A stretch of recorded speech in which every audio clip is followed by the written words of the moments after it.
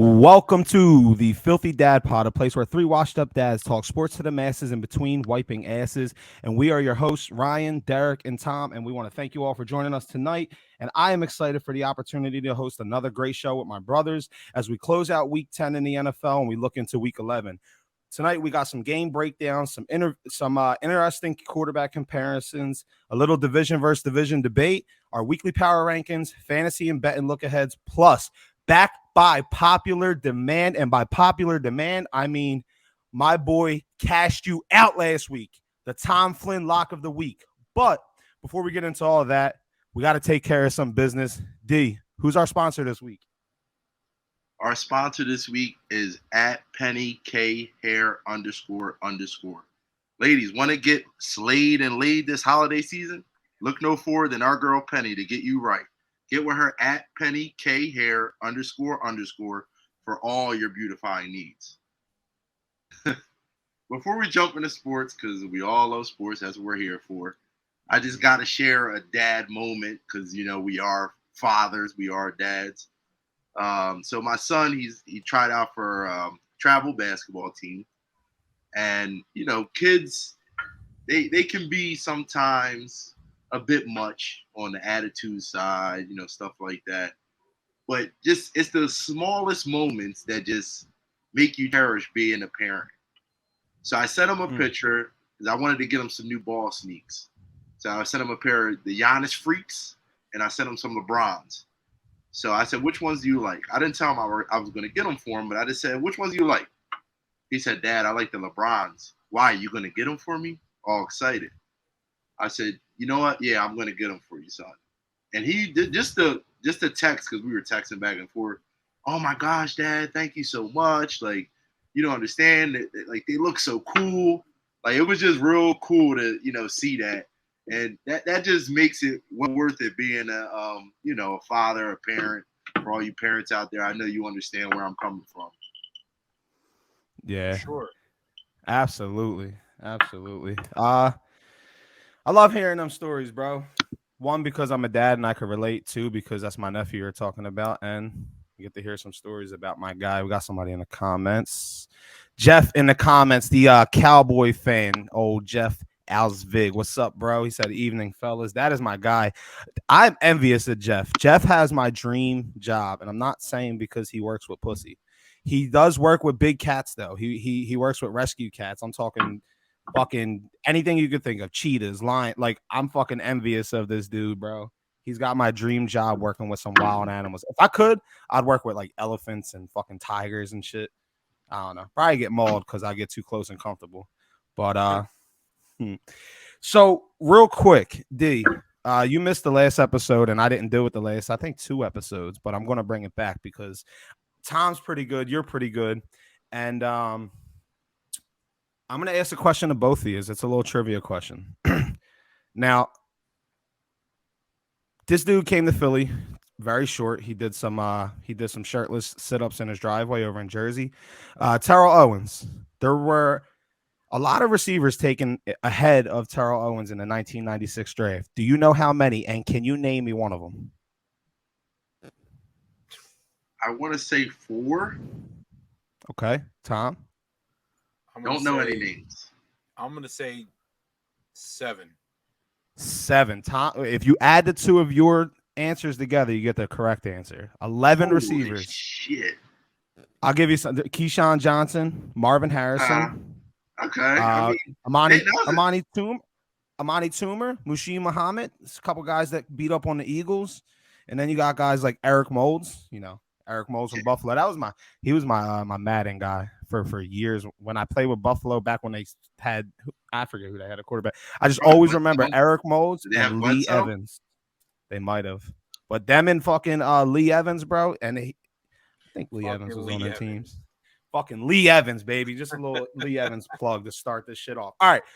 So what's up, Brent? Brent out of Chicago. Oh, we got a lot to talk about your team, Brent. You're everybody thinks that your quarterback is the future MVP and he's the second coming of Jesus, like I said, but we'll get to that. So the first thing we're gonna jump into is something that I've been looking at all week. I kind of been thinking about all week. And it's because I fell victim to it. And I promise I will not easily fall victim to this again. We got the debate between Patrick Mahomes and Josh Allen, right? And Mahomes is the dude. They both started in the same year. They both 2018 is the year that they both became the starting quarterbacks for their team. Josh was a rookie. Pat is a second-year player. And they're both great quarterbacks. Any team would be lucky to have them. Just 3 weeks ago, Josh Allen was floating above earth. Everybody was a Josh Allen fan. He was the greatest thing since sliced bread. The dude could do no wrong, right? And it seemed like he was starting to get some love this season, at least over Mahomes. Like when people were talking about the best quarterback in the league, MVP, all this, it was Josh Allen. And now with a couple of bad weeks and some really the injury, but he even looked okay throughout the injury. But after a couple of bad weeks, it kind of looks like he's leading the league in interceptions. He's causing his team to lose games in crucial moments. And it kind of, it feels like he crashed back to earth. I mean, he's still above earth floating because he's still a really good fucking player. But and he can be argued as one of the best quarterbacks, but I don't know if he's the best because Mahomes has been that dude since he walked in the league in 2018 and set the league on fire with 50 touchdowns. Won a Super Bowl, has been back to a couple, and he, Mahomes is just that dude. In this whole battle since 2018 between the two, Mahomes has 2 more games than Josh Allen, right? Patrick Mahomes has a 54-14 record, while Josh Allen has a 43-22 record. Mahomes has 4,624 more passing yards than Josh Allen in just 2 games. He has 49 more passing touchdowns and 11 less interceptions. So if you take just those 2 games that Mahomes has more than Josh Allen in his career, that's a fucking MVP season. You're talking almost 5,000 yards, 49 touchdowns. That's an MVP season. At least this year it's going to be an MVP season. It's one touchdown short of what he did in 2018 when he won the MVP. Now, Josh does a lot more on the ground, 35 more rushing touchdowns, and that can't be ignored. And he has almost 1,300 more rushing yards. They're both great quarterbacks. Head-to-head, Mahomes is up 3-2. And when it comes down to playoffs, when it really matters, we just seen what happened last year in the AFC in the divisional round. I think that was the divisional round. And so he got the head in playoffs too. Plus, Mahomes has an 8-3 record in the playoffs versus Josh Allen at 3-3. So I'm giving my nod as the best quarterback in the league to the dude that's been doing it for 5 years, Pat Mahomes. That's just my vote. Who do we got? Who got? Who do you guys got? Yeah. I mean, there's no question about it. It's Patrick Mahomes. And what's crazy to me was when I used to watch. I used to watch a ton of college, and I used to watch Patty Mahomes a lot. And I used to always see he had this like uncoordinated play, like type of play. Like he was never like a coordinated, stay in the pocket. Like the way he played was just very like unorthodox. Mm-hmm. It was very unorthodox. But he could sling the rock. Like, I remember one time, I think he threw like a 75-yard touchdown on like a last-minute drive type thing. And I was like, all right, like, is this guy like the real deal? Or is he just like out there playing schoolyard football? Like, because you don't think that schoolyard football can translate to the NFL. But he's making it, like, some of the plays he makes is ridiculous. But, I'm going to put respect on Mahomes' name. But we got to put respect on Big Red. And I'm talking about Andy Reid. Because if you go back, Alex Smith was doing work with the Chiefs. If you don't remember that season, he was taking them to the playoffs. He was doing his thing. And still, Andy Reid drafted Patrick Mahomes in the first round. He did? He did. So he's seen something that not a lot of people seen, and he got a Hall of Fame quarterback. Yeah. So my thing is to piggyback off of Derrick with college, not many fucking, what am I trying to say here? So he come Texas Tech. He came from Texas Tech, like I said. He comes out of the Big 12 conference, and everybody knows Big 12 conference doesn't play defense. There's only one conference that plays defense. It's the SEC and a couple teams in the ACC. That's it. Guys like Texas Tech, Oklahoma, Okie State, all them guys, none of them play defense. So watching Mahomes go from going from college where defense doesn't exist to come into the NFL and not knowing how to read a defense, to learning how to read a defense, and to be effective as he is and already winning a Super Bowl. I mean, he's the clear-cut best quarterback in the NFL.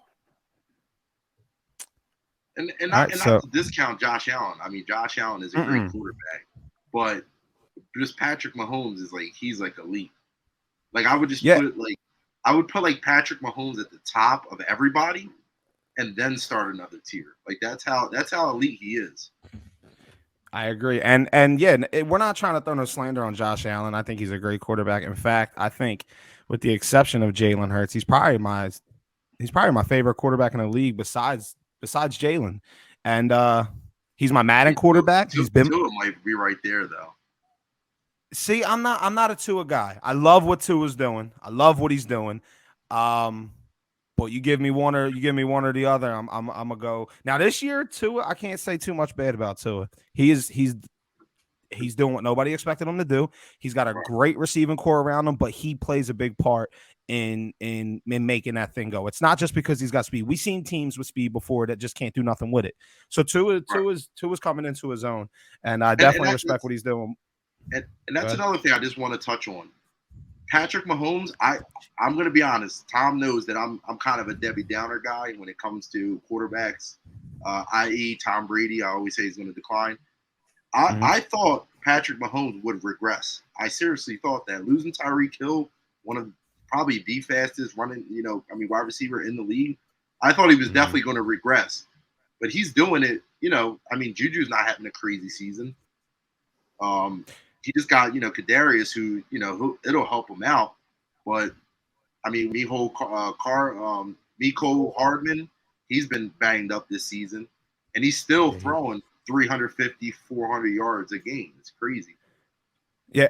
I mentioned last week, I think the Juju signing is very underrated because they for so long they've been that team that's got they got Travis Kelce across the middle that could beat anybody up for real.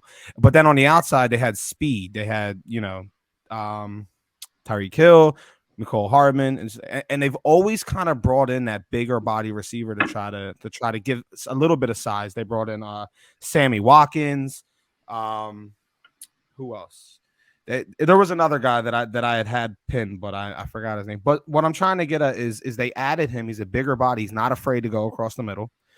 He can handle going across the middle. He's not fragile. He's a big dude, and he eats across the middle with them. He's given them that second option. Before it was all right, guard the fast stuff, guard the outsides. Don't let these little dudes beat us. And then the inside we got to contain just Kelce, right? Where now it's no. You can't just contain Kelce on the inside because here comes Juju across your face. And now you got a broken zone, and there goes Juju up the side for 20, 30 yards. And they add up. Right. And then when you get that, then the defense is going to cheat and start looking at Juju. And then that's when that beast Travis Kelce eats. And then when you look at both of them, that's when the dudes underneath and Clyde Edwards-Helaire, McKinnon, and Pacheco, that's where that offense is so, bro, they're dangerous. I've said it before. I don't want them to get Odell. That's something that you guys have been talking back and forth about this week is where Odell's going to go. And Tom had called it from the beginning. I can't take that away from him. He said before it was linked, I think that the Chiefs were even involved. He had said that he thought Odell was going to go to the Chiefs. And I don't know. You obviously make room for Odell, but that would be a little wild. I mean, Odell instantly becomes a number one receiver, I would assume. I mean, I don't know how is Juju out. Is Juju out this week? I don't think so. I'll check it. He got lit up last week and he was like knocked out cold on the field, wasn't he? Yeah, he hasn't practiced. I mean, depending on what Odell shows up, we don't know what he can do after his injury. But I mean, all right, other than Travis Kelce, Odell automatically becomes, let's just say, the number 2 receiver if you're going to consider Travis Kelce as number 1. Mm-hmm. So, yeah, I mean, we also don't know what state Odell's in. So I'm assuming that he's fully healthy. He's ready to go. He took the amount of time that he needed to get healthy, to get ready, the workout, like what he's doing. I mean, if you see all of his videos, he's working out. He looks good, but I guess that it's different than when you're going on a field and you're getting hit by other grown men at full speed. It's a whole different game.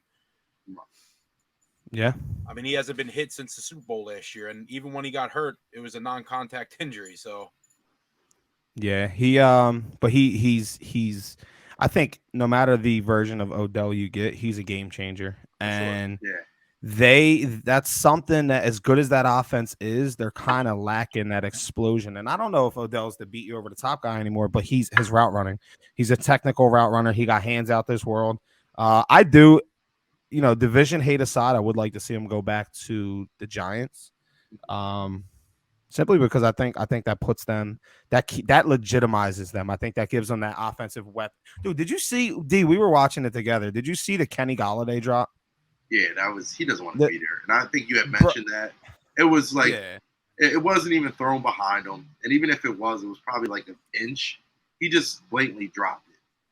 Bro, he's like, I think he's completely checked out. It's like he got his money, and then the New York media killed him, and everybody's been getting on him, and he's just crumbled. Listen, he just wanted to get out of, his main goal was to get out of Detroit, just like everybody's main goal is. And now he wants to get out of New York. Is there a team where he wants to play, or is he the NFL's Ben Simmons? I don't know. Listen, nobody could be the NFL Ben Simmons. He's riding. Ben Simmons is going to be out of the NBA in a couple years. How about Brooklyn? Dude, I've been reading that all day. Brooklyn don't fuck with Ben, pretty much, is what I'm hearing. Wow.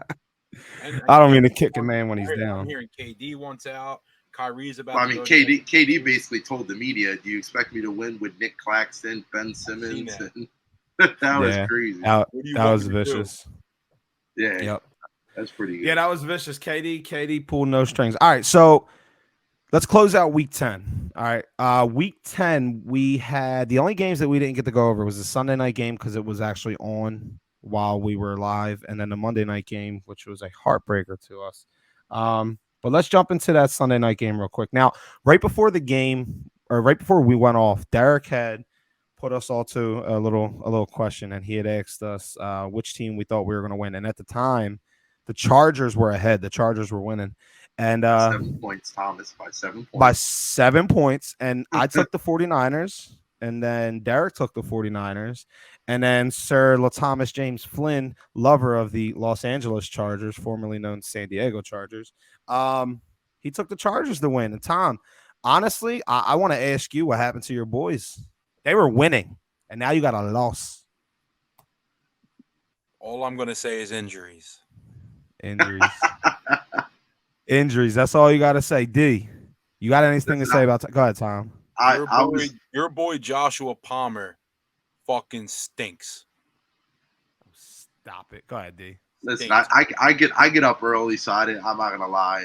I didn't watch the game. I mean, as soon as we got off the podcast, I was actually kind of really tired, so I just went to sleep. But when I woke up, I was like a kid on Christmas morning. I was like, wait till we give it to Tom, because we were down. We basically took a bet, to cover 7 points, and they were underdog.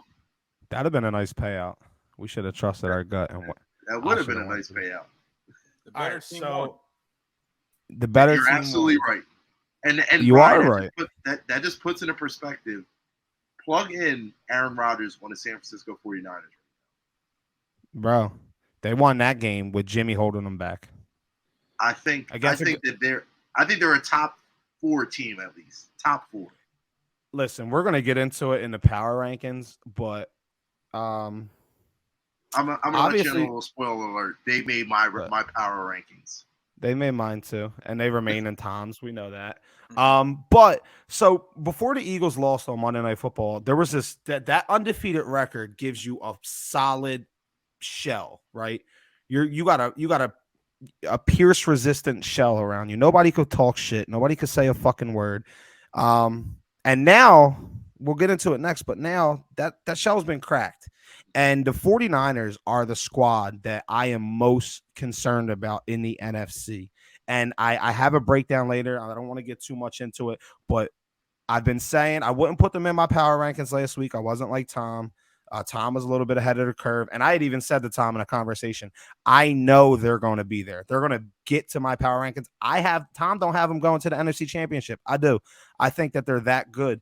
And I just needed to see them win some games. They won this game. I'll give you another spoiler alert. They didn't go up too much, but they did crack the top 10. Now they win the next game, and the next game they're going to slowly creep into the top 5.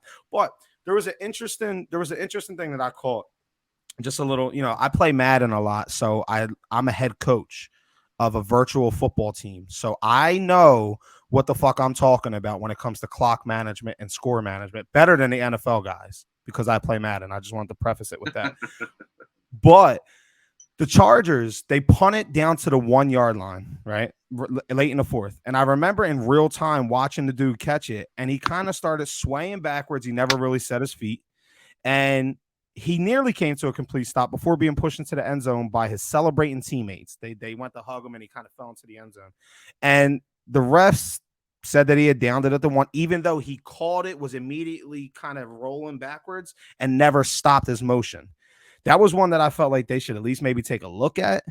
But they didn't. They let it go. And they even mentioned it on the broadcast, the same thing kind of I was thinking.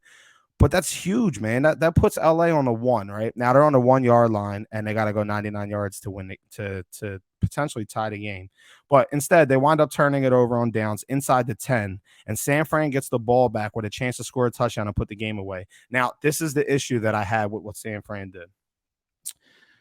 LA had one timeout left on a 3rd and goal. Elijah Mitchell gets the ball, and kind of as soon as he gets towards the crowd, he kind of gives himself up on a play where it looks like he might be able to fight and get into the end zone. And I understand wanting to force them to take the last time out there, but that still leaves Justin Herbert, one of the best young quarterbacks in the game, regardless of his receiver situation. It leaves him a minute to go down the field where now a touchdown and an extra point beats you. You're no longer in control because now you open the door. And I know I'm creating a situation that didn't happen, but it has happened, and it's really not that uncommon. How many times do we see great quarterbacks get the ball with a minute left and they drive the length of the field to throw the game-winning touchdown, right? Just think maybe if one of his receivers make a play, that's an entirely different game.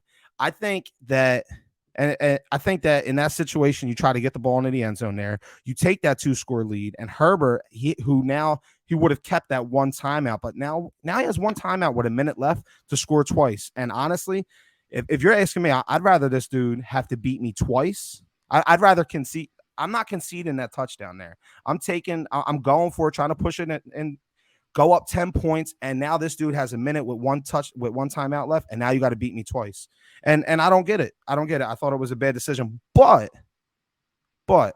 maybe those the coaches, Shanahan and San Fran, maybe he knows a little bit better than me because he does have a beast of a defense that has shut down pretty much everyone they play. Underrated is an understatement. They are a top 5, maybe top 3 defense. They are complete everywhere. So I feel like they should have punched it into the end zone, this dude said, even if you go for it there and you don't get it, they got to go 99 yards to get 3 points with no timeouts with a minute left. Instead, you give him the ball back at the 25-yard line. Now Herbert throws a pick, whatever, but hindsight, I mean, dude, we've seen that shit happen a million times, and I just feel like San Fran opened themselves up, for a potential chance at a heartbreaker there. But that back to that defense real quick, and I'll pass it off. The defense is, man, they stood strong. They stayed true, and they showed that they are just as dominating as that offense, as the offense could be at times. And like I said, and I'm going to keep saying it, watch out for San Fran. They are dangerous. I think that they are a team that could fuck around. They look like, I know they're only 5-4, but there's just something about that game. I went back and watched it, and it wasn't a pretty game. It was an ugly game, but they look good. I'm sold on them. I mean, I'm definitely sold on the defense. Listen, I'm sold on the offense too. We can't act like teams haven't won Super Bowls with game managers. I mean, that's all Jimmy G is. He's a game manager. So I mean, can they get hot at the right time? Can he, get the pass going a little bit? If he could do that, I mean, anything is possible for that team. Because again, defense wins championships. You're right. You got to score points. Yeah. So if the Super Bowl 7-0 and their defense just holds, I mean, when the Ravens went to the Super Bowl, matter of fact, when it was Ravens 49ers, it wasn't the offenses that took them to the Super Bowl. It was their defenses. I mean, look And at then the in the Patriots Rams. Same thing. Another. So another thing is in that Super Bowl, it was the lights. It was the fucking lights. We were at your mom's house when we were watching that Yeah. game. I Yeah, think. that was the most bizarre thing. What that was the same time they took the safety too, right? That was the Super Bowl. 'Cause I remember somebody won Was that the Super Bowl block because they took a safety. It was like Wasn't that- crazy. I know in that Denver Seattle Super Bowl, didn't the game open up with a safety or some bullshit like that? Yeah, but I think the Ravens took a safety That- at the end of the game. That was at Derrick's house too. We watched all these Super Bowls at Derrick's house because I was a huge Peyton fan. Because And- I remember me and Derrick, we looked up the odds on like what would it like the odds of the Super Bowl, like the first points being scored being Yeah. like a safety or something. Oh, I'm mistaken. It was Von Miller that got the sack. No, it was Seattle got the safety. Seattle They snapped the ball over Oh Peyton's, yeah, over Peyton's You're right. head, and it went right into the end zone. Yeah. I know. I still feel that. That still hurts my soul. Nah, But just like in fantasy when Peyton threw like 5 interceptions, and I went to the Bro! championship. that was against John Jacoby. That was against I remember that day like it was yesterday. Me too. I lived in the apartment on Harbison Ave. I was winning. I was about to go to another fucking championship. I desperately needed that money. And Peyton Manning was playing the fucking Cincinnati Bengals, and he had thrown a couple, like, he got me enough points. I was winning by 5. And there was like, how much time was left, bro? There had to be like 8, It was like 8 minutes or some shit. Yeah.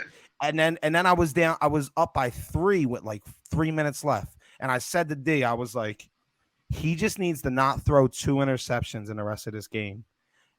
And they were winning. They were fucking winning. Yeah, and this motherfucker threw like 2 interceptions.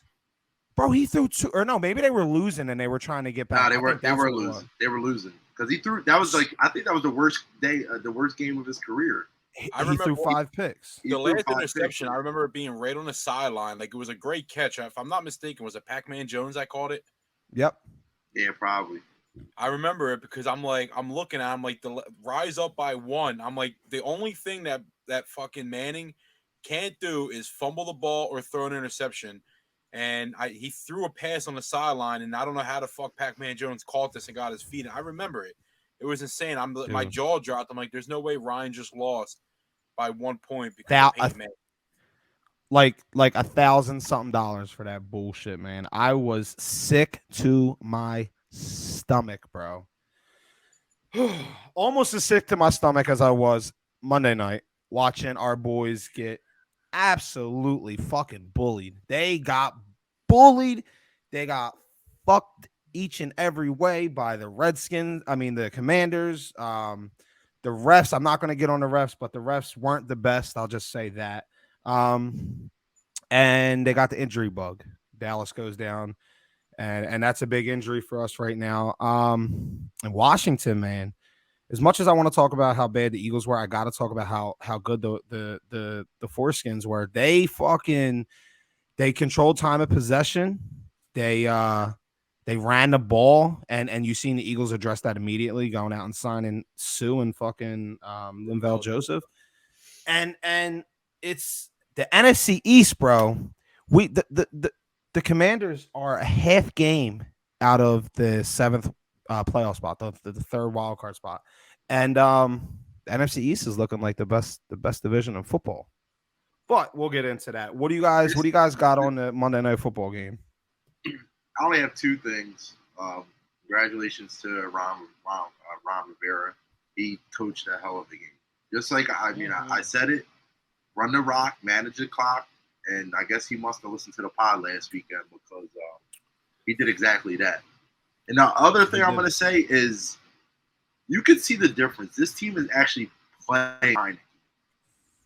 Like, they're actually playing for this kid. When Carson was in there, for Heineke. When Carson was in there, I just didn't feel that same thing. Like, I don't even think what did Heineke get sacked maybe twice? Yeah, they like him. Yeah, they like that makes you question what type of locker room player, what type of locker room guy is Carson. I don't question. Good. And they're rolling. I think they're going to roll with Heineke the rest of the season. They should. They did. They said he's starting the next game, and I think that they should. Tom, go. All I want to say is 67,000 people were disappointed. Yes, I'm so glad I didn't sit out in that cold for that. 7,000 people watched I mean, a horrible fucking game plan on both sides of the ball. I mean, Nick act like the run game didn't exist. Like in the first half, what do we run the ball 3 times? yeah, time possession was second half. We started running the ball, and what happens? It's effective. And I'm not one that's going to blame the refs too much because I understand they missed that blade. Just like Jason Kelsey said, there was no penalty. That face mask. There wasn't no face mask on that play because the ref didn't throw the flag. There was no flag on that play. Fuck that. It was a face mask. It was 100% a face mask. We all know that, but that face mask isn't the reason why Dallas fumbled that ball. It's the reason why he got fucked. It is the reason he fumbled the ball. He still needs to hold on to that ball. Dog, his face is getting ripped to the side as he's being pulled down. Tom, let me put a fucking helmet on your head and rip your face and let us punch the ball. I'm going to fall down with the ball. No. There's no way. All right. Not the way he got pulled down, dude. Not the way he got pulled. And that face mask, didn't help. I guess that face mask caused Quiz Watkins to fumble the ball. No, that was on Quiz. He just fumbled. The point is that ball, Dallas got it. Nobody touched the ball. He literally just dropped it. So yeah, but Tom, if you're getting yanked with your momentum, if you're getting yanked down, yeah. Number one, he already run it back every day though. I can show you multiple videos of worse face masks right now, and no fumbles happen. Okay, I think you're missing the main point of that fucking face mask call because that face mask call automatically wipes out the fumble, so there is no fumble. Sure. The fumble should. Okay, so then it doesn't happen. So then there was no face mask. The ref didn't throw the flag. You're right. You're 100% right, Jason. Thank you. All right, so I have a question for you both then, since we're just on the topic of referees, and I mean we can talk about this all day. We didn't get this call, but sometimes calls favor us. So, are you in favor of bringing back that challenging penalties? Yeah, but I thought you were only able to challenge a pass interference call, not a face mask call. I'm just saying in general, on a crucial play like that, are you for challenging penalties or not? I'm not against it, but it's going to take up a lot of time because they challenged the fumble. It would have took the same amount of time. No, but you're saying that you could say every single play is a crucial play. Yeah, I understand that, but what I'm saying, you only get 3 challenges. So teams get 3 challenges regardless. So what is the difference from a challenge of a fumble and a face mask? You don't think that challenge would have took 2 minutes to decide, maybe less? Listen, when they were challenging the fumble regardless, the ref had to be like, damn, I really fucked up. I know, so that's why he had to watch that face mask multiple times and be like, how the fuck did I not see that? Or, damn, I really did see that and I just ate the fucking flag. Fuck the Eagles. Right, but that's why I'm asking you. Are you in favor of it? You're saying it would take too much time, but it wouldn't. So you're okay with that. Remember, it's going to be against your team too. Yeah, sure. Okay. So how about you, Ryan? I think that I'm very pissed off about that whole ordeal. I think that now I get what Tom's saying, where everything at that point you have to fucking review everything.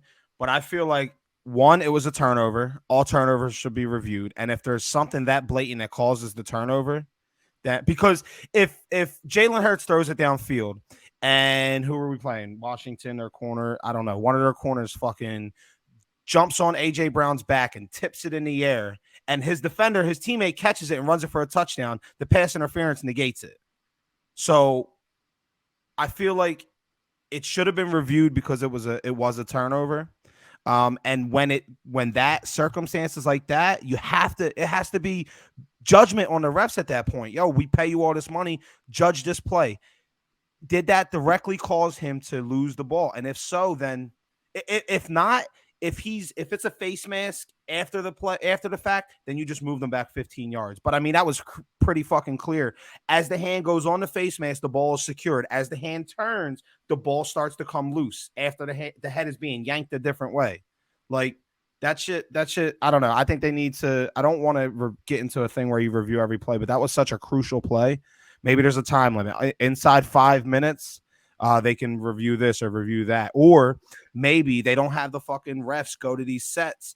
You can't tell me, dude, most of these replays that go up, they got such great fucking technology and these crazy cameras and views now that it's like we know the answer for most of these within 10 seconds of looking at it.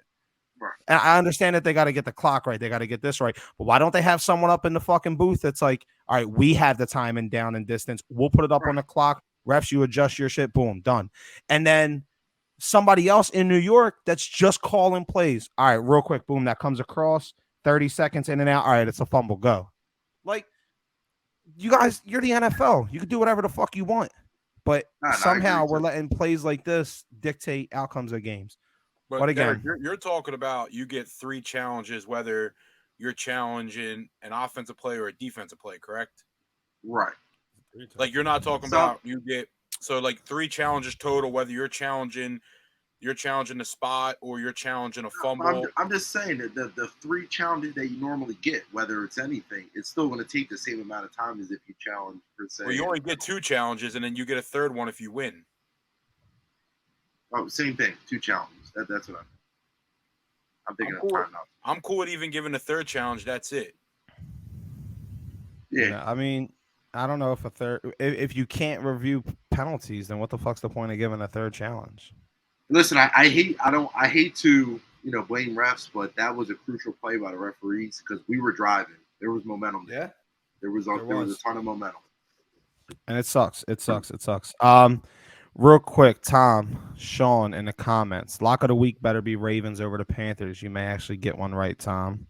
And then Dylan responded, do you really want him jinxing the Ravens? So, you think about jinxing the Ravens this week? I'm not saying shit. All right. So,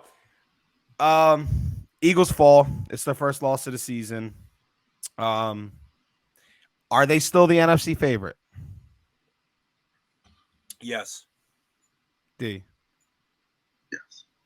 All right. I think so. But I'm previewing. Well, I'll be the lead of their preview, so I'll get into it a little bit later. But they're still the favorite. All right. Yeah. I feel like they are, but I feel like the gap that I thought they had is now gone. Right. That's. I'm in the same boat. That shell has been cracked. All right. So Correct. let's jump to some week 11 games. And the one I want to start, and we're going to do a little bit different this week. Each guy's going to take their games, and at the end of our breakdowns, we're going to pick which team we win, and that's going to be our picks of the week, and we're going to track them. Right now, Derrick has a 3-1 record, Ryan has a 3-1 record, and Tom has a 2-2 record because he picked the Chargers. Boo, Tom. All right, I want it on record that last week I took teams with the spread on like YouTube bums. And my even was still pretty good. Yeah, even if you went straight up. And I lost with the Bills. Dude, I picked the fucking Steelers. Steelers were 1-point favorites. It's the Steelers. Kenny Pickett has tiny hands. Who's picking him? They were favorites. Mike Fiore says, without question, the Philadelphia Eagles, without question, they are the favorite, but there is more than one team that could vie for the mantle. I agree. I do agree. Like I said earlier, the indestructible fucking shell on our back has been pierced. All right, Bears, Falcons, and let me say this right. The Bears are heading to ATL to battle the Dirty Birds, and Marcus Flynn Mariota is looking for a chance to rebound after a bad performance last week, highlighted by a boneheaded decision a really boneheaded decision, one of the dumbest things I think I've ever seen. That led to a pick amongst a bunch of other just really bad football plays. I don't think he could have had a worse game, and he has to have heard the chatter this week as it continues to grow louder with fans starting to talk more and more about rookie quarterback Desmond Ritter. So I've been thinking all week, could the Falcons be moving towards backtracking their decision to hold Ritter out till next year? Or is it something to where can we see him coming this year, or are they going to stick with Mariota? And then on the other side, that boy Justin Fields is on an absolute tear as of late. And the Bears, man, are just hoping that all this production that he has will eventually lead to a win in one of these games. I mean, he's been lights out in the rushing attack, and he's currently sixth in the league. He's sixth in the league in rushing yards, and he's a quarterback. So he's sixth amongst everyone. as a quarterback, and his quarterback play has gotten better as of late. So I killed him for that the last couple of weeks. I want to make sure that I give him the same energy on the opposite side because he's looking better. He's looking like a future star, and I still want to see more. And I understand that Chicago might realize that they don't have an opportunity to win the Super Bowl this year, but I do think that a spot or two might have to be sacrificed in exchange for Justin Fields closing out one of these games, because I think that experience that he will get from that, leading the team to the win, that's like a rally cry. Like I think that team will build around him, and you've seen it with Jalen last year. It can carry into the next year, and they have a whole lot of cap. They have a great chance at a top 5 pick, and the future is looking a lot better in Chicago than it's looked, previously. But I think that, like I said, I think he needs to close one of these games out and start winning. Both of these teams coming into this game, they're relying heavily on the ground attack, on offense. If we had two of the highest run usage teams in the league going against less than stellar rush defenses. Atlanta has a 4-headed monster going for them this year, while Chicago's coming into this game without running back Khalil Herbert, who will miss at least the next 4 games with a hip injury that landed him on the IR this week. I actually think it was yesterday. The key to this game is going to really be which offense can have a safe and effective passing attack to go along with that rushing attack that we know they're both going to have. And defensively, it's going to be which team can slow down the other team's rush attack. So for Atlanta, my player to watch is going to be Marcus Mariota. And the reason being is if he loses this game, it will be his 3rd straight, and 4 of his last 5 games will be losses with that one win that he has. And D, this is all like very close after I told you I thought they were going to make the playoffs. That one win that he does have is the one that the Panthers just continued to just give to him. They couldn't win it. They couldn't close it out with the penalties and the field goals. But listen, the outside noises are going to grow louder no matter how many times Arthur Smith tells them there's no situation. There's going to be a situation. And on the other side, Chicago's player to watch is going to be Justin Fields. He's the most exciting young quarterback in the league over the last 4 weeks, and he just continues to shine individually. But again, he needs to figure out how a way to convert these big games into wins. And once he does that, I'm going to go on record right here, right now, and say, look out, league. This is a great chance for him to get a really, in my opinion, for his career, not his career, that's a little dramatic, but to upstart his career and get him ready, get him used to winning. I think this is a big game, and I think they're going to win this one. I got the Bears winning 29-27. So I do think the Bears win, but to piggyback off your Ritter comment, what is Ritter learning from Mariota sitting on the bench, honestly? What not to do in an NFL game.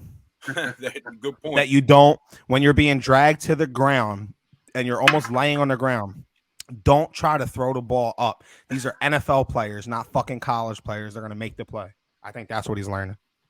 There you go. But I do agree with, I don't know if Ritter's the guy. I hope he is. I mean, he was still questionable in college. But listen, Atlanta took a gamble on him. Mm-hmm. High risk, low risk, high reward. Yeah. So, but talk about Justin Fields, dude.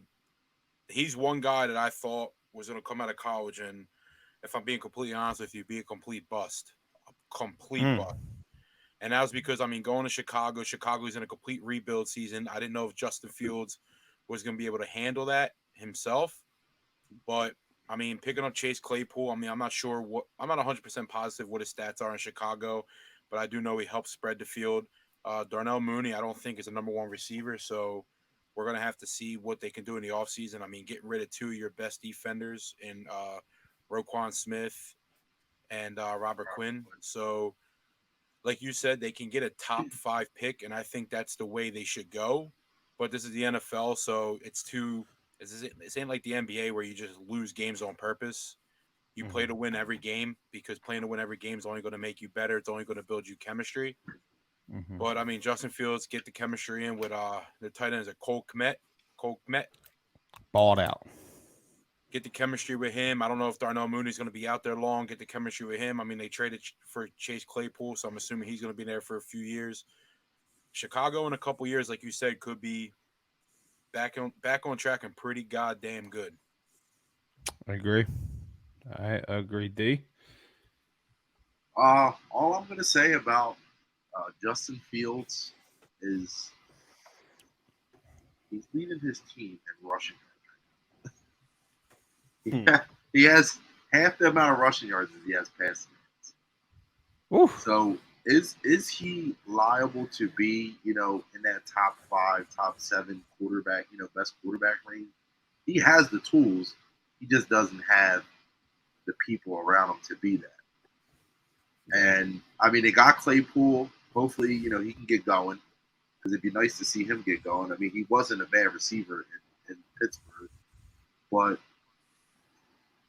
going back to the Atlanta Falcons and Ritter, Mm-hmm. that you're probably not going to win that division with Tom Brady in your division. Okay. So, I mean, at this point, you kind of know what Mariota is. You already know what he is. You saw, you basically know what he can give you. So why not? And I know teams are, especially with quarterbacks that are drafted later in rounds and not, high profile quarterbacks. They try to, give them a little bit of time off and get them a little bit more developed. But I say you throw Ritter to the Wolves. You see how he does. Because again, he's not learned anything from Mariota. The only thing, like you said, the only thing he's learned is what not to do. So if I'm the Falcons, I throw in Ritter, try to get him to build chemistry with these young receivers because they have good receivers. Try to get him to, build that rapport and the chemistry. So next year they have a chance because if quite frankly, the NFC South is one of those divisions that's kind of like open. Like, anybody can kind of step up and get that momentum going and take the division. Because it's not like a crazy division where there's like a juggernaut team where it's like, all right, we're not going to catch anything. It's a division where, okay, we can't even make the wild card with our records, so let's try to win the division. And I feel like the Falcons are right there. You have Tom Brady kind of kicking the curb. The Panthers don't know what the hell they're going to do. The Saints are in the same boat. They're all in the same boat kind of right now, if you think about it, except for the Buccaneers. They have the GOAT, whatever. But once he leaves, it's kind of season. So I understand, Kyle Trask is learning under Brady and everything, but we don't know what he is. So why not get Ritter in there? Unless they have a different plan of signing somebody, like it'd be nice to see Lamar Jackson go there, honestly. But to see, okay, maybe Ritter can get it done for us. Maybe he can't. Because if not, you got to look for a new quarterback. You're not doing anything with Mariota. So, I mean, again, Justin Fields, do I think he's going to be in the league for years to come? Yes. Because he has a nice arm, too. He just doesn't have the legs. But the legs are a bonus. Because now every team is afraid of, you running 200, 150 yards a game on them. So that opens up the pass. That opens up play action. That opens up, different avenues. And I'm just like you. I have the Bears winning this game 27-17. 27-17. Tom, this won't go on your official record, but who do you got winning? The Bears. The Bears. The Bears. 31-24. And because all three of us went on Chicago, it looks like the Atlanta Falcons are going to win. Hey, the Sunday, it's not Sunday, it's Thursday. Thursday night football, the Titans are up 7-0. Tannehill hit Hilliard out the backfield, and it is snowing in Lambeau. So that's a little thing to keep, to watch on D. Go ahead, bro. All right, so I got the Jets and Pats. What I'm going to be looking for in this game is going to be the test for, Zach Wilson. He hasn't been really lighting it up this season, and he's going to face old short sleeve Bill. So I'll be tuned into this game.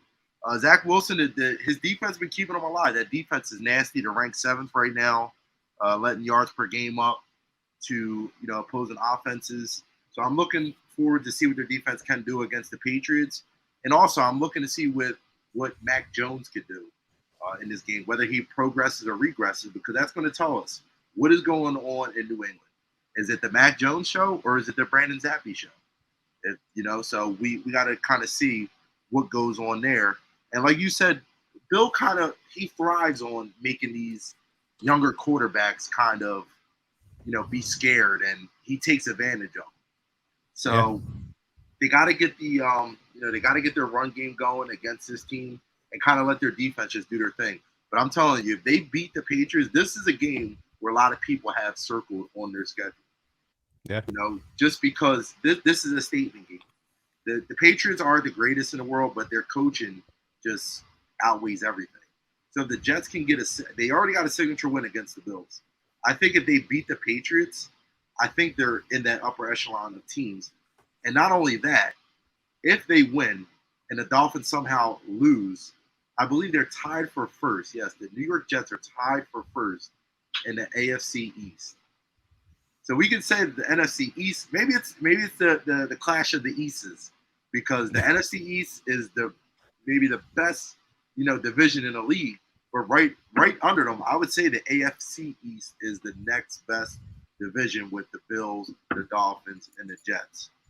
But again, I look for the Jets to just manage this game for Zach Wilson, and to see if he can try to get it going. Because again, he's got 4 TDs, 5 interceptions, only 1,200 passing yards on the season. So I look for them to give the ball to Bryce Hall and get him kind of running, get his run game going. But again, I like the Jets to win this game.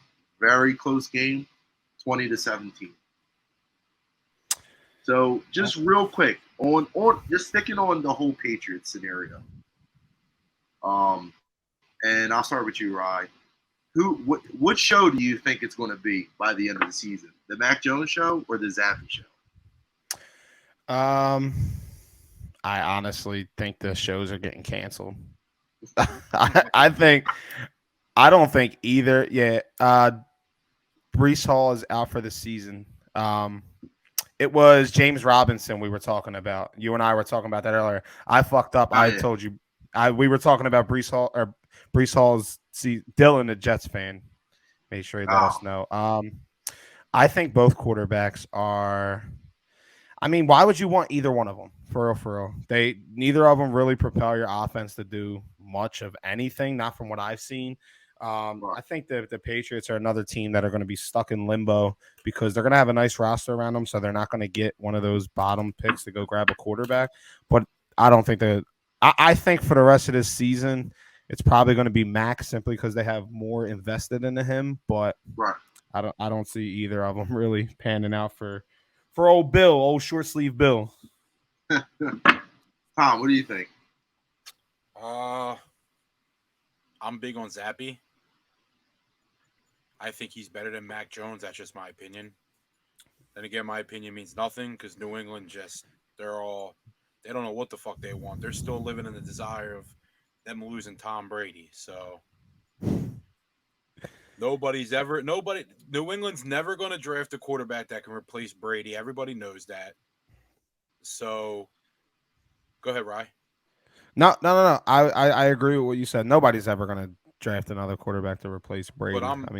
But like Rye said, they're too invested in Mac Jones, picking him in the first round. So I think it is the Mac Jones show unless something happens, like he gets hurt again. God forbid he doesn't. Don't wish injury on anybody. But on the other side, on the Jet side, I do think that you're going to see a high dosage of Michael Carter and James Robinson. I think that's the way that you have to win, is to keep Bill's offense off the field and just manage the game. Zach Wilson's never going to beat you. It seems like he's never going to be able to beat you in the air. I mean, I've never seen anything. I've never seen anything that can prove. I mean, we all know he has a cannon of an arm. He could probably throw 80 fucking yards, but he has nobody to go catch the ball. So they're going to rely on Sauce and that defense, baby. Sauce it up. Yeah, Saucy. Sauce kind of reminds me of like I don't even know you can compare it. Maybe like a prime time. He loves the spotlight. He's one of those guys. Not saying, play wise, but just his swagger. His swagger is like next level. He loves the spotlight, like you said. He loves the attention. Right. Like, not an arrowhead, he was wearing a cheese head. He's one of those type guys. That was I fuck with that. Who do you got winning this game? Because I have an interesting little stat that I had read just briefly looking through this game, and I want to know what side we're all going to be on. I got the Jets, 20-17. Tom? Jets 27-24. Ooh, All right, so I think it's going to be a defensive game. I do too, and because of that, I'm going to go Patriots. Now, the Jets have lost, and Dylan, you're still with us, bro. Correct me if I'm wrong, please. But the Jets are losers of 13 straight to the Patriots. Oh, wow. 13 straight games. So this is their chance this year to kind of break that streak. Or Bill just stomps on their throat and says, 7 years in a row, we've been whooping your ass. Really, it's been longer than that, but it would be 7 straight years without a win. I did not know that. I thought there was an upset a few years ago. I would assume there was an upset a few years ago. I can only read the stats that are put in front of me, Thomas, and I hope I'm not wrong. All right. What's the next game we got on the board? Big Tommy. So I got the Bills versus the Browns. So for the second time in 8 years, the Bills have to move their home game to Detroit. And with that being said, Detroit finally gets a good team that plays at home this week. So the key to the Bills are working to bounce back from a crucial loss in overtime to the Vikings last week. We all seen that game. We all know how that game went. And they lost the last 2 games in a row, which is in the past few years under Josh Allen. That's something that we haven't seen too often. The key for Buffalo to get back in the win column is definitely to stop the run against Cleveland. If this game was going to be played in Buffalo, I would assume that's correct. 13 straight. On the other hand, we haven't lost away. So I would have assumed that if this game was played in Buffalo, everything would have favored Cleveland with the run game, giving the ball to Nick Chubb and Kareem Hunt. I mean, I'll take Nick Chubb and Kareem Hunt over Devin Singletary. But now that the game goes to Detroit, Buffalo gets to play their game. They're in a dome. They don't have to worry about no type of weather. They don't have to worry about no fans. I mean, everything plays in the favor of the Buffalo Bills now. But for the dog pound, they need to pound the rock. Despite last week only giving Nick Chubb, who's arguably one of the NFL's best running backs, the ball 11 total times. That just doesn't make any sense. Tom finished crying over Izzy losing yet. We're on the NFL, brother. We'll talk about UFC in a little bit because Izzy's 10 times better than Robbie Whittaker. Anyway, I'm going to predict that Nick Chubb touched the ball at least a total of 30-plus times this week. Ooh. I mean, despite the Bills lost. I mean, their defense. They have 4 of their top 11 starting defenders are hurt, with Jordan Poyer, Micah Hyde, Tre'Davious White, Trayvon Edmonds. I mean, this is a big game for the Bills. They're in a must-win situation right now, and that's only because of how big the AFC is. And I'm pretty sure Buffalo would much rather host a playoff game and try to still fight with KC against the number 1 to get the number 1 seed, if even possible at this point. But Buffalo can't honestly afford to lose any more games. So with that said, my players to watch, I think, is Nick Chubb, and I think Stephon Diggs blows up this week. Chubb and Diggs. Let me write that down for daily fantasy purposes. Go ahead. And Dig. with that being said, the Bills bounce back game now that it's in Detroit, bounce back game for the Bills, 37-24 Bills. And this only benefits Buffalo because now with the fact that they're playing Sunday and they got the turnaround to play Thursday, they have no traveling. Me assuming that with the snow in Buffalo, they're just going to hang it out at a hotel in Detroit, knowing that they're playing in Detroit on Thursday night on Thanksgiving. So I think with that mindset, they don't have to worry about any traveling. They're going to play their game Sunday. They're going to go back to the hotel Sunday, knowing that I don't think they can fly back to Buffalo if Buffalo is supposed to get the 4 feet of snow that they're predicting. So they're just going to stay in Detroit, hang it out, and they're going to win back-to-back games. Interesting. Derrick, your mic's off, Derrick. My bad. So I think this is a must-win for both teams. And the reason why I say that is because the AFC East is just too tough a division for the Bills. So I think if they lose this game, the Dolphins win a game, the Jets win a game, talking 2 games up on the Bills. Now, again, I don't know their schedule, but if those teams are trending in that direction, you got to think that they're probably not going to regress. They're just going to go, keep moving forward. Cleveland, I just think they need to win the game for morale purposes, just to get the train going before Deshaun Watson comes back to see what he kind of can do with this team going forward. But I think that they definitely this is a must win for both teams, and just in my opinion.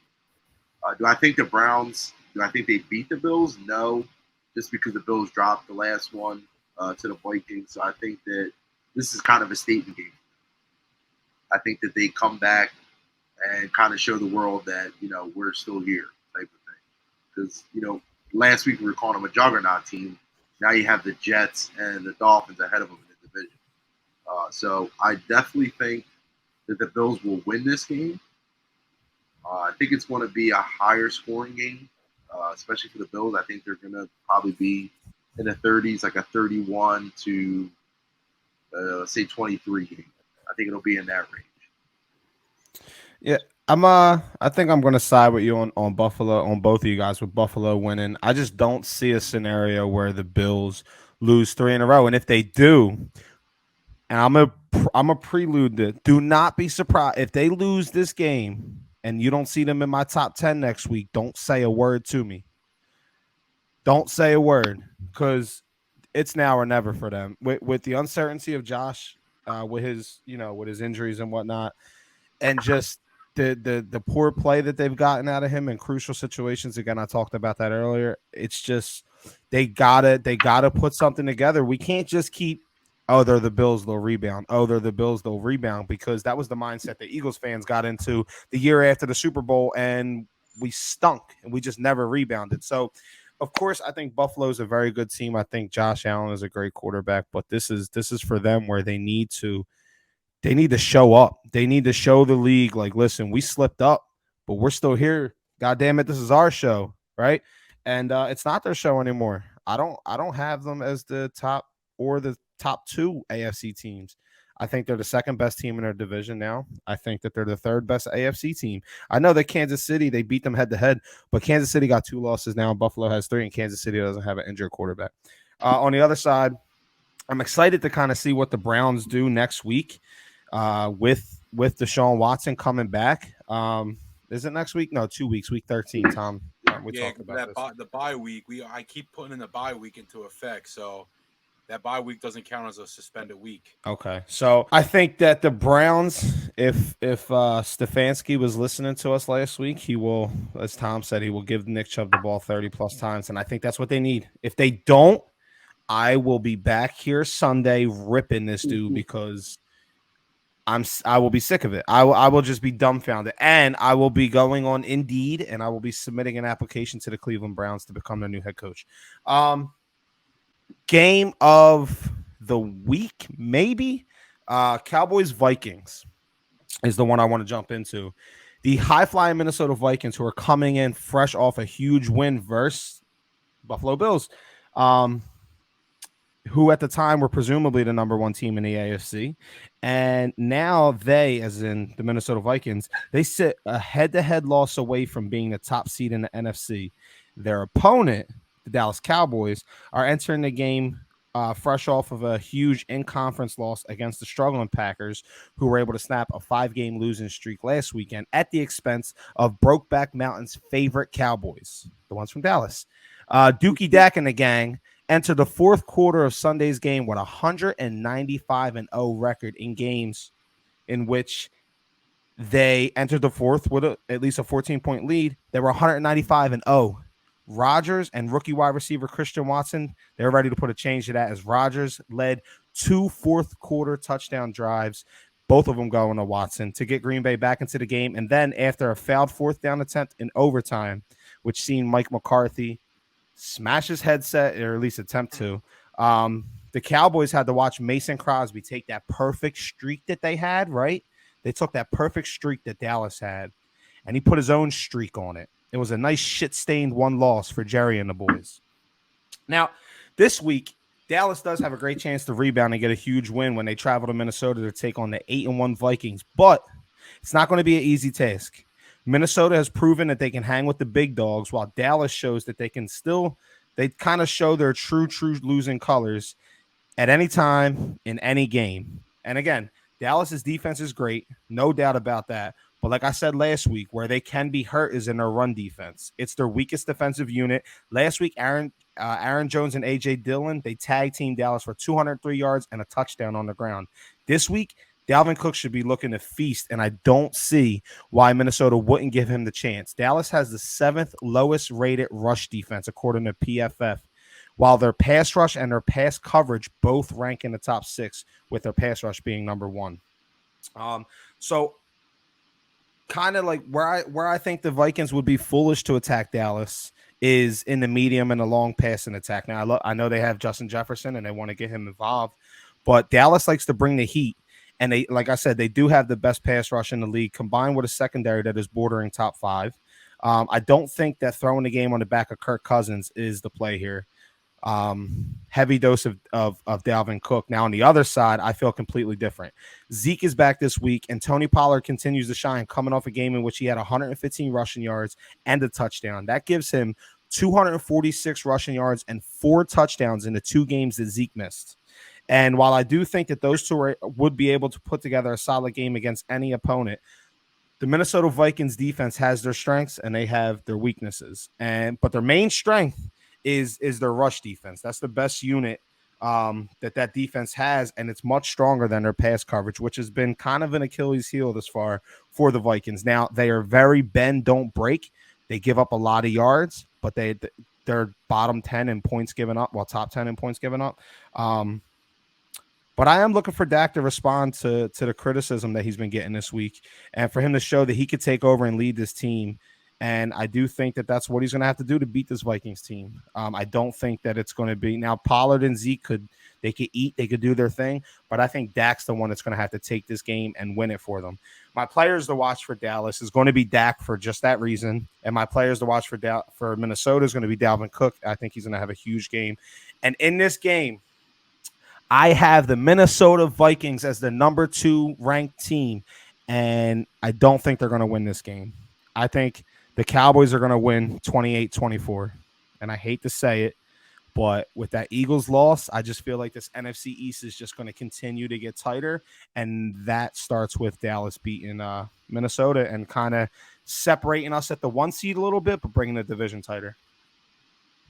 Yeah, I agree with 99% of everything you said. The 1% I don't agree with is the Minnesota Vikings are going to ride high off of Patrick Peterson's game last week. And they're going to beat the Dallas Cowboys at home. And that's solely because they're at home. Sort of like you said with the NFC East getting tighter and tighter, Minnesota knows that they're sitting at 1 loss just like us. They're in must-win mode. Now that we're playing the Indianapolis Colts, they're playing the Dallas Cowboys. They know if they beat the Cowboys, it's a bigger game for them. They can't afford to drop another game because they do not have the head-to-head over us. That is the sole reason why we're sitting at the number 1 team in NFC right now, is because we beat the Minnesota Vikings. But I do agree with you. I do not think Kirk Cousins is going to beat the Dallas Cowboys secondary by himself. I do think you'll see a lot of those high dosage from Dalvin Cook and Alexander Madison. Madison. Yeah, so you'll see a lot of high doses from both of them. I think Justin Jefferson's still going to eat. He's still going to do what he wants. I mean, if you're putting him up against Trayvon Diggs, honestly, I'm taking Justin Jefferson every day over Diggs. I mean, Diggs is a ball hawk. I don't think he's the best coverage cornerback, but I mean, the guy knows where to be at the right time. That's just my opinion. On the other side with the Cowboys, I'm just going to say it, and I'm going to say it again, Micah Parsons. He's going to be, again, all over the field. Healthy Micah Parsons. He's unreal. But like Demarcus Lawrence is eating. Everybody on that D-line's eating. Everybody on the defense is eating. I do think it's going to be a tough, very, very, very tough game. I can see some scoring, not much. I can see a lot of scoring, not many touchdowns. I can see a lot of field goals. I personally do think it's going to be like a 17, 16 games, some bullshit like that. Like two high-powered offenses always it's going to be a blunderfuck, and it's going to give us a low-scoring game somehow. Blunderfuck. I liked blunderfuck. Quick update: the Packers just scored. Aaron Rodgers hit rookie wide receiver that we just talked about, Christian Watson, for 14 yards for a touchdown. That boy is got 4 touchdowns in 1 1/4 game. He's making that rookie look good, baby. Sir D. So I gotta side with Rye again, and it's just because I think they drank too much booze on the plane ride back. But nah, seriously. I think that basically this again. It comes to the ground. It comes down to the ground game. Who's going to have a better rushing attack? Will it be the Minnesota Vikings 1-2 punch, or will it be Dallas's 1-2 punch? And I think Dallas's 1-2 punch is a little bit better. And I think that Micah Parsons will, have a good effect on, stopping that rush defense to allow his corners to be able to have a little bit better coverage, and also get to Kirk Cousins and put him under pressure a little bit more. Also, I think that the key to this game is, for Dak, is to get his tight end going and get Michael Gallup going. I'm not sure who their tight end is, but all successful Cowboys teams, they always had a decent tight end, and they always had him going. And I just feel, go ahead. Dalton Schultz. You don't remember? Schultz. I broke his ass down and said he was going to do something, and he scored a touchdown in that game. But go ahead. Dalton Schultz is their tight end. And they just signed a receiver. I'll get to who that was. Go. Yeah, but again, I think that he has to get them going because he's just too locked in on CD right now. And I mean, don't get me wrong, CD is a great wide receiver. I'm mad that we didn't move up to get him. But in order to get him freed up a little bit, you've got to hit other guys. You have to. And I think that that's the recipe for success. I think that, just like Rai said, Dak has something to prove. So I think they're going to come in with a vengeance to try to, get this W. And I mean, I just play numbers. You got to play the numbers. At some point, the Vikings have to lose. They just have to. It can't be, just us that beats the Vikings. There has to be a letdown game somewhere. I thought the Bills would beat them straight up. And the Cowboys signed Antonio Callaway, get him going a little bit more too. So I think that's just the recipe. Get the ball moving, get it around. That's it. Get the ball going and lock it into different receivers. So just I had that game, and Tom, I know you had a low. What was your score, Ryan? I don't think I did a score. Did I? Hold up. Go ahead. I'll get you my score. Oh, 28-24 Cowboys over the Vikings. I'm going to go 27-24 Cowboys. You trying to undercut me, huh? Okay. I just gotta throw in a little field goal in there. Okay, I like it. All right, so moving on to my game of the week. Might not be your game of the week, but it's definitely my game. The Raiders versus Broncos slop fest. Whoa. It's a slop fest that I'll be tuned into and I will enjoy. Just based on a couple things. Number one, this is a game that can get the Raiders back on track. They beat the Broncos in week 4, 32-23. So this is a game where the Raiders can get back on track and Derrick Carr can get going. So I kind of play the momentum game. And I kind of play, I like to go off of emotion. And that's what I'm going based off of emotion. I don't feel confident at all in Russell Wilson. I do not feel confident. I just feel like he doesn't have an offense right now that he could even get going. You got guys like Jerry Jeudy out and stuff like that. So I just don't think the Broncos have what it takes to turn around the season to even try to get some type of momentum going into next season because the season is over. But week 10, you've seen a grown man cry in a press conference. Literally in tears. If that doesn't show you passion, I don't know what does. And that kind of made me like Derek Carr a little bit more than I did because he actually cares. I thought he was just a guy that went out there, just played the game week in, week out, don't care if you win or lose.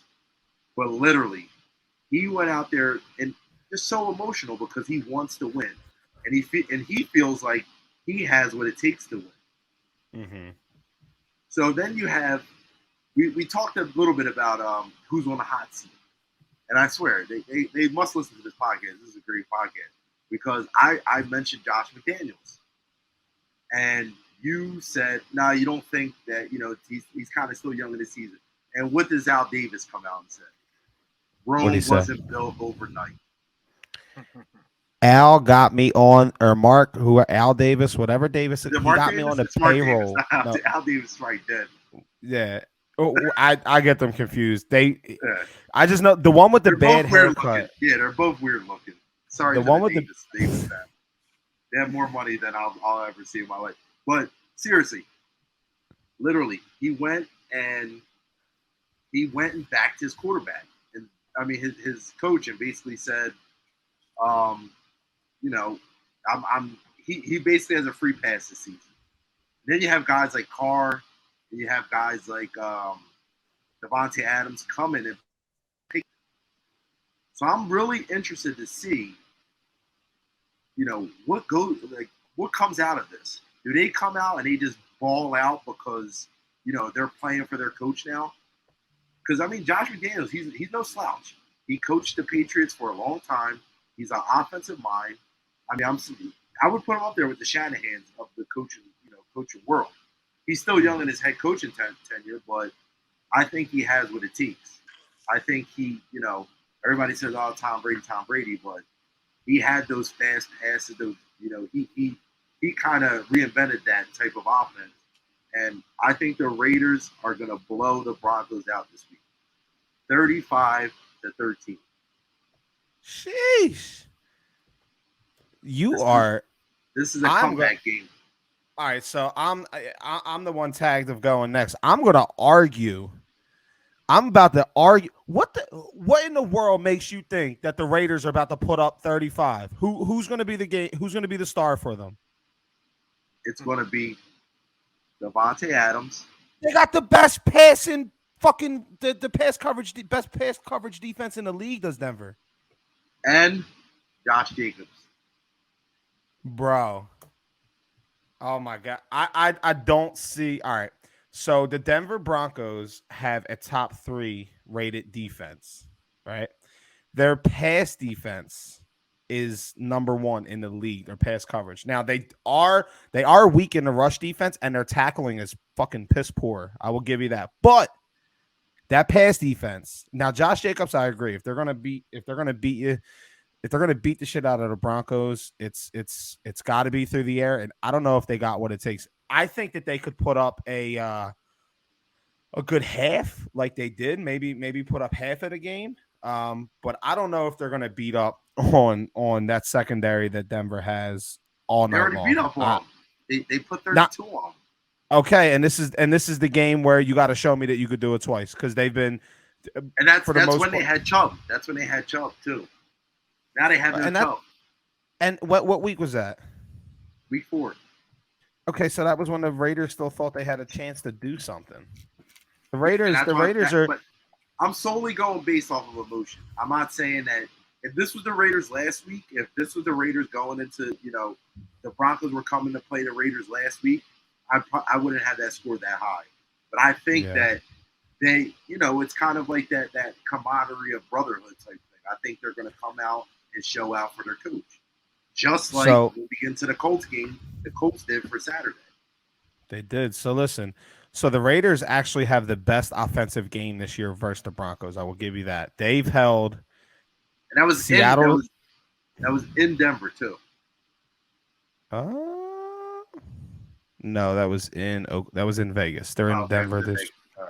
Yeah, they're in a mile high this week. So they held Seattle to 17, Houston to 9, San Fran to 10. Then the Raiders put up 32. They held the Colts to 12, the Chargers to 19, the Jets to 16, the Jaguars to 17, and the Titans to 17. That defense has put that fucking team, for expectation-wise, that defense has put that team in a position to be, what is this? What would it be? 8-1. Those games, they've held every opponent with the exception of one under 20 points. they should be 8-1 with Russell Wilson. And oh my God, that shit pisses me off. But I do not think that the Raiders are going to. I think that the Raiders, honestly, dude, I don't fucking know who's going to win this game. It's like the Raiders, you make good points with them. And I'm done with fucking picking the Broncos. So I'm just gonna throw shit at the wall, and I just want to be different. I'm gonna say the Broncos win. They're in Denver. I think the defense does step up. I think it's an ugly fucking game. But who knows? Maybe we're about to get a 35-34 shoot, a classic all-time shootout between 35 fucking to Carr 13. and all right, I all don't right. think Tom, Wilson has 13. I just want to go on record saying, don't ever in your life compare Josh McDaniels to Kyle Shanahan again. I was waiting for you to go at it. They're completely two different coaches. One's never even been a head coach before, and one's rode Tom Brady's coattail to success. The other has been in an NFC Championship game. He's on the verge of going to the NFC Championship game in Ryan's defense.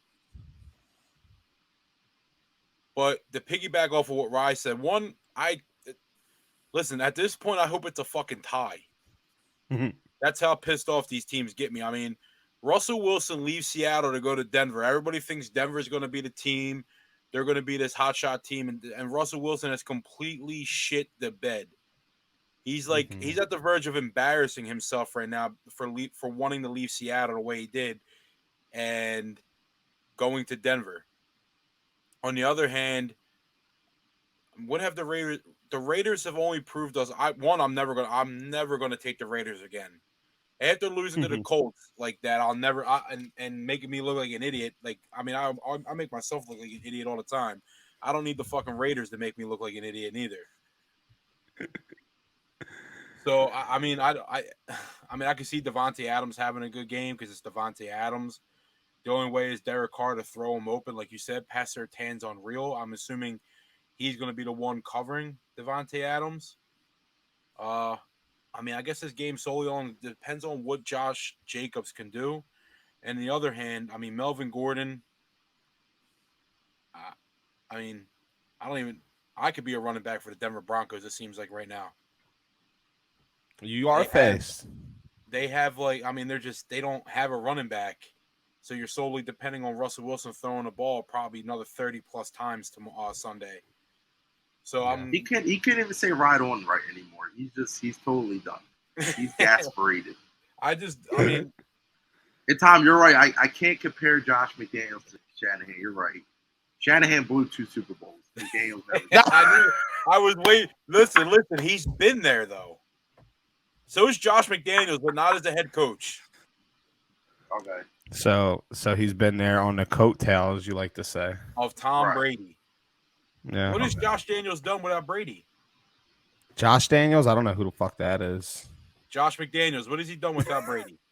All I know is he turned down that. Did he turn down the Raiders? What job did he turn down? I think it might have been the coach job. I think it was the coach. No, I think it was the coach job. He was literally ready to. But he thought he won job. That's why he thought that he was going to be the predecessor. Yeah, he thought Bill was going out with Tom. That's why. You like how all them dudes leave Belichick and then they all crawl back, and Belichick always thinks like they brought who they bring back the Lions, Matt Patricia, and now he's the offensive coordinator. Like, I don't know. Defensive minded guy. Let's put him on the. Tom, I don't want to. Offensive side. Yeah, that's like when the Eagles made their offensive line coach Juan Castillo the defensive coordinator. Fucking dickheads. Tom, I know you see that comment right there. Hey, he won it with Tim and this Tebow. is no. I was going with this one first because you are a freaking beaut. But he did win a playoff game with Timmy T in Denver. So cut him some slack. Nah. Well, All anyway, right, Tom. Piggybacking off of that, we're going to go with the Bengals versus the Steelers with another division clash game. Despite having what Ryan says, Kenny Pickett with his small hands, and the Steelers being 3-6, and what some people are saying are one of the most boring teams to watch. This is my opinion. This is a must watch game. Division games, no matter what, can go either way. I love it. I'm riding the Bengals, baby. I think this game is going to be fun to watch. I think this is a game that it's going to be a must-watch game. As division games, obviously, we know can go either way. Watch them Monday night's game and then watching week 2 when the Steelers actually beat the Bengals in overtime. The Bengals started the season 0-2 and are now 5-3, coming off of a much-needed bye week. They're heading. Are they what? One thing I didn't do is they're heading into Pittsburgh to play Steel City and the Steelers. Joe Burrow came off a Super Bowl loss and threw 4 interceptions week 4 against the Pittsburgh Steelers. So the Bengals outscored the Steelers 14-3 in the second half to force overtime to only lose 23-20 in overtime. This is not the same type of game that's going to happen. This is a complete different Joe Burrow. This is a complete different Cincinnati Bengals. I don't care what anybody says. I'm rocking with the Bengals. The only Super Bowl the only hangover team is the LA Rams. Like I told Derrick on the first episode, the Bengals are going to make the playoffs. Derrick doesn't think they're going to make the playoffs. They started the season 0-2. They're now 5-3. They're 5-2 over the last 7 games. Who they? Yes. 3-1 over the last 4 games. Steelers offense has struggled to put points on the board. They've only scored 20 points in a game twice this season. That's it. 20 points 2 times this season. In 5 of the games, they only scored 14 or fewer points. The Bengals defense has allowed only 9 touchdowns and 1,800 passing yards, with their defense having 8 interceptions and 14 total sacks. Bengals have also only allowed 7 touchdowns and 1,100 yards on the ground. The Bengals defense should be enough to stop Najee Harris and Kenny Pickett and pull out a close win and improve to 6-3 on the season and get one game closer to that all-time Steelers Bengal record of 68 wins to 38 losses for the Steelers over the Bengals. That record's crazy. Mm-hmm. Players to watch are Joe Mixon, Tyler Boyd, and for the Steelers, I think it's TJ Watt is a player to watch. I mean, coming back off that injury last week, he showed up it's like he never left the game. He was never hurt. Showed up and played this week. I think the final score is going to be 27-17 Bengals. 27-17 Cincy. D, what you got? So, like Tom said, this division game can go anyway. I'd like to see the Bengals bounce back with this game, just to keep going. And if Tom stands correct, they make the playoffs, which I don't think they do, because they definitely have the Super Bowl hangover, them and the Rams. I don't think either one makes the Super Bowl. I mean, makes the playoffs this year, even a wild card game. But I'm looking at Joe Burrow, although he's is not successful and isn't having a great year. He's still having a pretty decent year. I mean, he has over 2,000, passing yards, 18 TDs, and he's kind of separated himself from the younger quarterbacks, and in that area. I mean, obviously Justin Fields has it more with his legs, but he's a mobile quarterback. But I mean, he's kind of separated himself from the Trevor Lawrences of the world, the Justin Fields, the Zach Wilsons. He's kind of putting himself up in that different category. Now, if he can get some type of O-line, I think that the Bengals, they're probably one of the best teams in the AFC right now. And we thought that they revamped their O-line, but did they really? I feel like every time I'm watching on Red Zone, this guy is running for his life. So it's like they revamped it just for the run game. It seems like. Yeah, and I mean, hey, by any means, win with the run game. Then don't try to put your quarterback in a situation where I understand this is you want to be an exciting team in this league. You want to pass the ball. That's what puts asses in seats. But if you're winning games with the run game, stick with the run game. Because again, that opens up the play action, opens up the RPO, opens up different types of things like that. And it just for a younger quarterback who already has the mechanics, he has the tools, he has all that stuff. They have decent receivers. all that's going to do is make him better and make the team better and actually win games. Because this division is a winnable division. It's always kind of it's kind of like a toss-up division. I agree. That division is definitely always a battle. Real quick, just to circle back, he jumped on, and I want to, before I give my opinion on Bengals Steelers, I want to touch on this real quick. Our Raiders fan in the chat said, I said the Raiders need a new owner and a new coaching staff. Mark Davis has been a cancer ever since his dad died, and he got ownership of the team. He makes bad choices and has let good coaches go and keeps the bad ones. And this is a guy that had, I'm not trying to shit on you, bro. This is a man that had the Raiders winning 14 games coming into the season. I could feel it in his heart. He's disappointed in his team. And I agree, they should have never got rid of the dude that got the interim coach that took you guys to the playoffs. But to jump back to Bengals Steelers, I think that there's not really much else I can say that you guys didn't say. The Bengals do not really have a good offensive line. We can continue saying that, to where the Steelers this year, if you look at the stats, it might look like they don't have the best defensive line, but they have missed they've missed TJ Watt. TJ Watt's been out for a little while, and I know that's skewing the numbers, but that offense, the defense is going to do what they do. TJ Watt's going to go off. He's going to eat. And I think, again, when he plays at the level that he does, even just him being on the field, it elevates everyone, not just the defense. And when you look at the other side, Najee Harris, man, he got going last week. Tom, you said that he had to get going.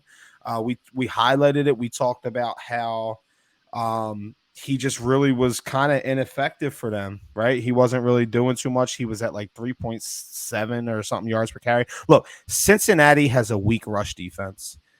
Okay, they got a pretty decent pass rush. They got a pretty decent coverage. Like they're okay across the board. But where their concerns are is that rush defense. So I'm ready for again. Mike Tomlin is coming in hot. He's going to prove and show. Listen, that division's not up for that division is not over. It is up for grabs. And I think that you're going to see a good dose of, you should see a good dose of Najee Harris here. Look for him to get over 5 yards a carry and then just to continue feeding him. I'm going to be going Najee Harris on all my daily fantasies because I think this is a game where it's Bengals off the field because they're not going to be able to block. And Mike Tomlin's just going to say, okay, our defense is going to be able to contain Cincinnati to 17 or 20 points. How do I get 21 points on the board? Okay, Najee Harris is good for getting me 3 solid drives, and Kenny Pickett, do what you did last week, bro. Don't do what you did prior to last week where you had 2 touchdowns, 8 interceptions. Do what you did last week. I don't need you to throw a touchdown. Just don't throw a pick. Let the defense win it. Let that offensive line create some space for our guy, and let's go win this game. And I think that they will. I'm going to back them again. Tom, I'm backing the Steelers again. The Pittsburgh Steelers will defeat the Cincinnati Bengals. And my score, it's going to be an ugly one. Let's say this is like a 16-13 kind of AFC battle. That's where I'm going. 16-13. And then another pretty much ugly game that I was fortunate enough to pick to, break down here. We got the Saints and we got the Rams. Now, Matthew Stafford and the LA Rams, they are traveling to Nolans to take on the Saints led by Andy Dalton, soon to be led by Jameis Winston. Neither team is looking like they're going to make the playoffs this year, and the Rams look like maybe the biggest hit that they could take on the offense. It looks like they just took the biggest hit they could take on the offense with news that Cooper Kupp will be sidelined with an ankle injury that's going to require surgery. And it's looking like he's going to miss multiple games. And they are going to have to fight for their playoff lives without him because this isn't a situation now where they can just hold on until Cooper gets back. It's no. If Cooper's out 4 or 5 weeks, you need to you maybe could squeeze one loss. You're 3-6. You need to win all these games.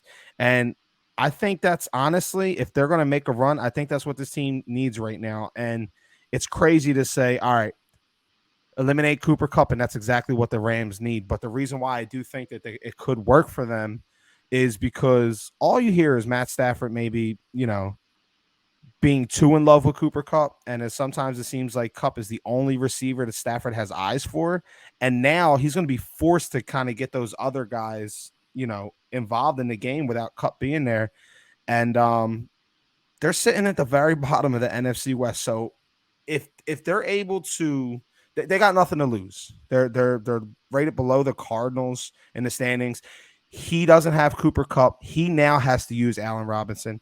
He now has to use those other guys. He has to get the run game involved. The defense has to step up. And all that's going to do is if they're able to get those other guys involved and they can go on a little 3-1 stretch or a 4-0 stretch, if they can pull through this, then you come out the other side kind of looking like, all right, we were able to win these games without Cooper Kupp. Now let's find a way to get him back in the mix and win these games with him. They have, I said that I could see them maybe taking one loss and being okay with it. They got the Saints this week. That's winnable. They got the Chiefs next week. They're not winning that game. Then they got the Seahawks, Raiders, Packers, Broncos, Chargers, Seahawks. They got a lot of very winnable games for them down the stretch. And like I said, I really just think that this is the one where they're going to have to go out and win. And I know it's in New Orleans. That stadium is very loud. Trust me, I've been there. They love their Saints, and because of the past NFC Championship games, the defensive pass interference, this still has and will always have the feel in New Orleans of a very important and exciting game. The Rams, again, they're relying on the defense. Stafford's going to have to find a way to maybe play with some new toys. And on the other side, Andy Dalton, I think he should be benched by halftime. This isn't a prediction. This is just my thoughts. And I think Famous Jameis should jump back in the driver's seat so that he can quarterback the team for the next few weeks before fans want him benched for Andy Dalton, and we could just continue to seesaw. But the quarterback carousel for New Orleans, it's going to continue. And as bad as the Rams have been this year, I don't see them losing this game. I'm expecting a tight game that sees LA pull out the late victory. I got Rams winning 20-19. For New Orleans, my player to watch is Alvin Kamara, because who else is going to fucking get going for them offensively, right? And for the Rams, I'm looking at every wide receiver not named Cooper Kupp, and I want to see if Matt Stafford can find a new friend. Let's go Rams. Rams fan, Tone Perez. I'm a fan of every team that plays the Saints this year, baby. That's all that matters. Yeah. The Saints lose games. But I agree with, you touched everything. I agree with you 100%. The only negative thing I'll say is it seems like Matthew Stafford has absolutely zero chemistry with every other receiver not named Cooper Kupp. We've seen too many times, countless times, where he force feeds Cooper Kupp.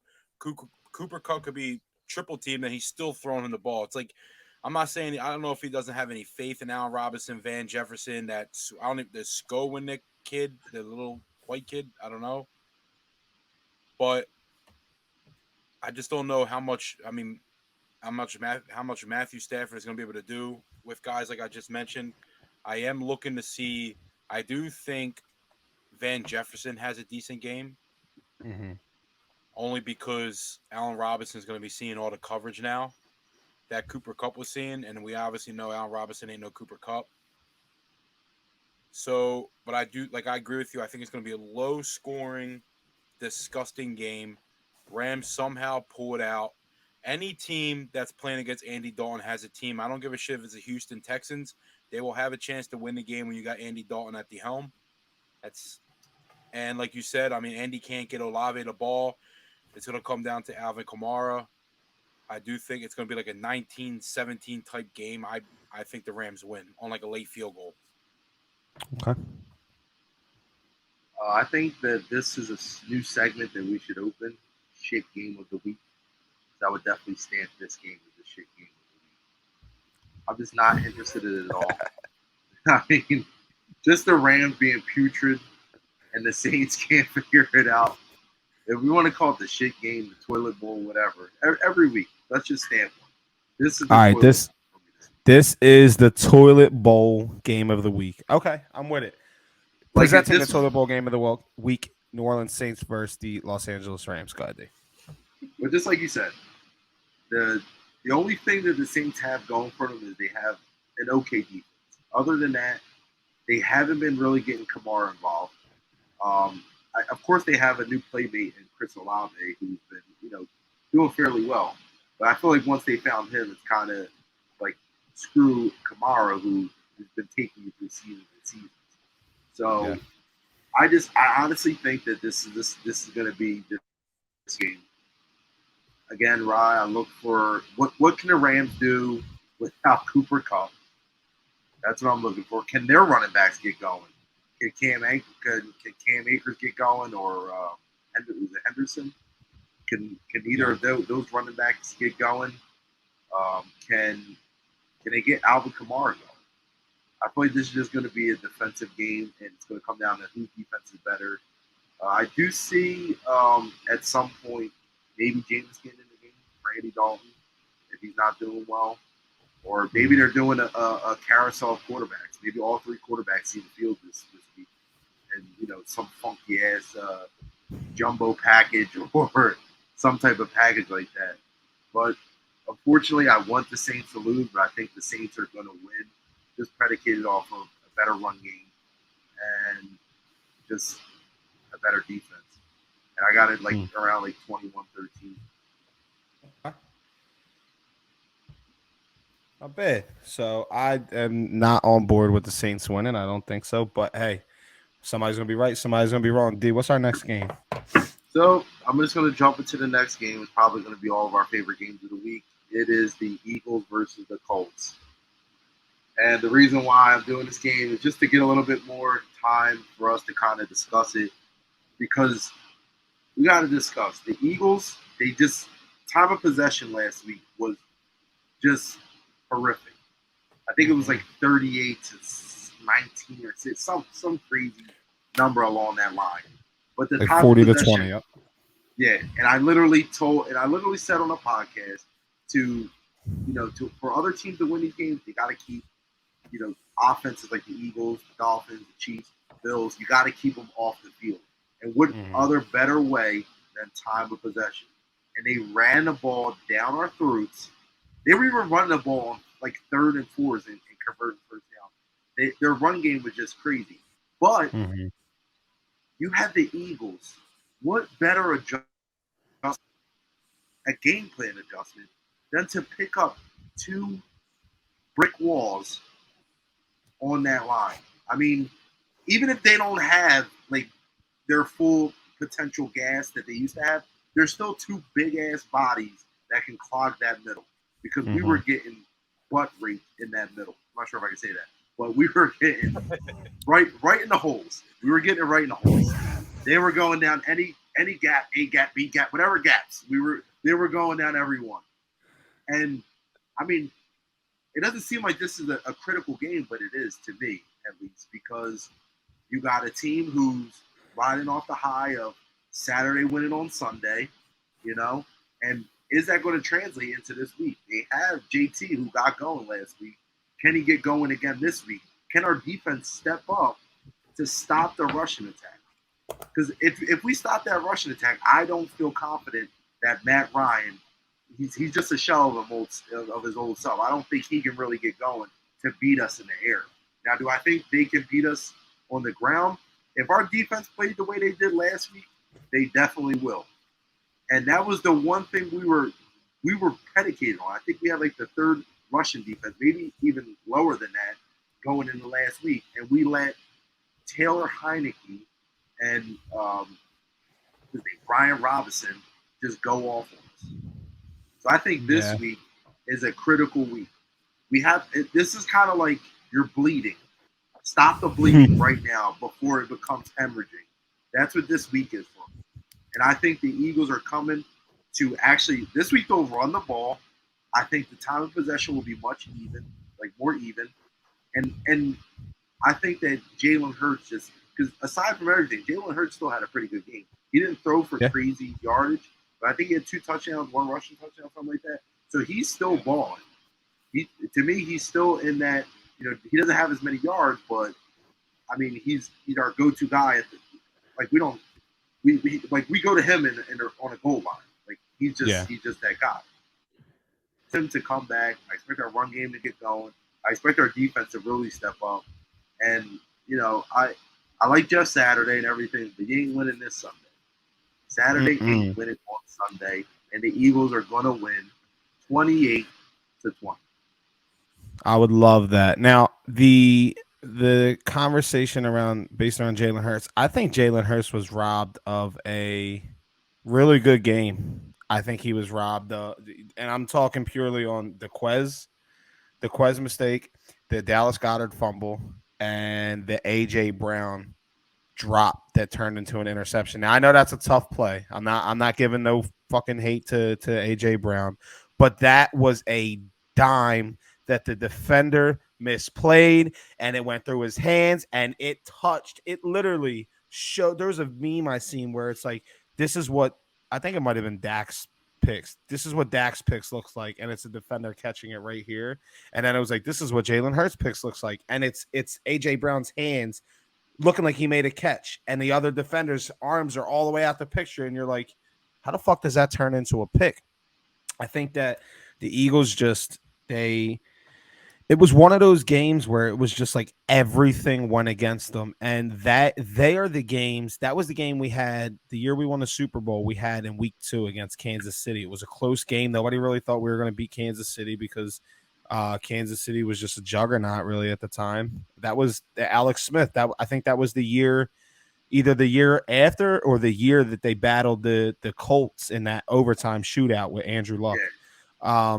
But the Chiefs were still a unit, and we played against them, and we had a lot of bad things go against us. And I'm not blaming anyone. I'm saying we created a lot of bad situations for ourselves as a team, and we did that again in this game. And I'm hoping the reaction to that game from that 2017 team was to go win. It was like 9 straight or some shit like that. Like the Eagles have a chance to.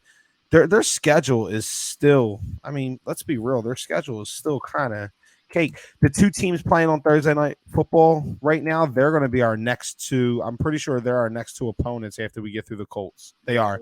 We got the Packers next Thursday night. And then we have the Titans on December 4th. So the Packers are reeling, and the Titans are we pretty much what I'm looking at is, and this is my last point on the Eagles, then we can move on, is the Eagles just came off of a little stretch in which Najee Harris, they shut down. They really didn't give him a chance to get going. They did a decent job, I guess you could say, against Pierce. Pierce was gashing them, and that was kind of the game where they didn't do decent. They did shit. That was the game where it was really like, oh shit, the Texans game, and I think it got overshadowed by the World Series. But that was the game where you look and you're like, okay, this team has a deficiency, and it's the run defense, because these teams are just like this dude's eating, and then the Commanders do it, and now I don't feel like this is a move that's like, okay, we just got gashed 2 games in a row against the Texans and the Commanders. Let's make an address. It's no. We got gashed by Dameon Pierce and Brian Robinson. And if we don't address this now, we're staring in the face of, ready? We're staring in the face of Jonathan Taylor, Aaron Jones, and this is all in order, Derrick Henry, Saquon Barkley, the Chicago Bears with Justin Fields, the Dallas Cowboys with Pollard and Zeke, Alvin Kamara, and then Saquon Barkley again. So down the stretch, this team is playing some fucking good running backs, and they've made, just in the last couple of weeks alone, they've added Ndamukong Suh, they've added Linval Joseph both today and this week, and then they've added Robert Quinn. So they're trying everything to answer this, and this is where, Fletcher Cox hasn't been really what we're expecting of him.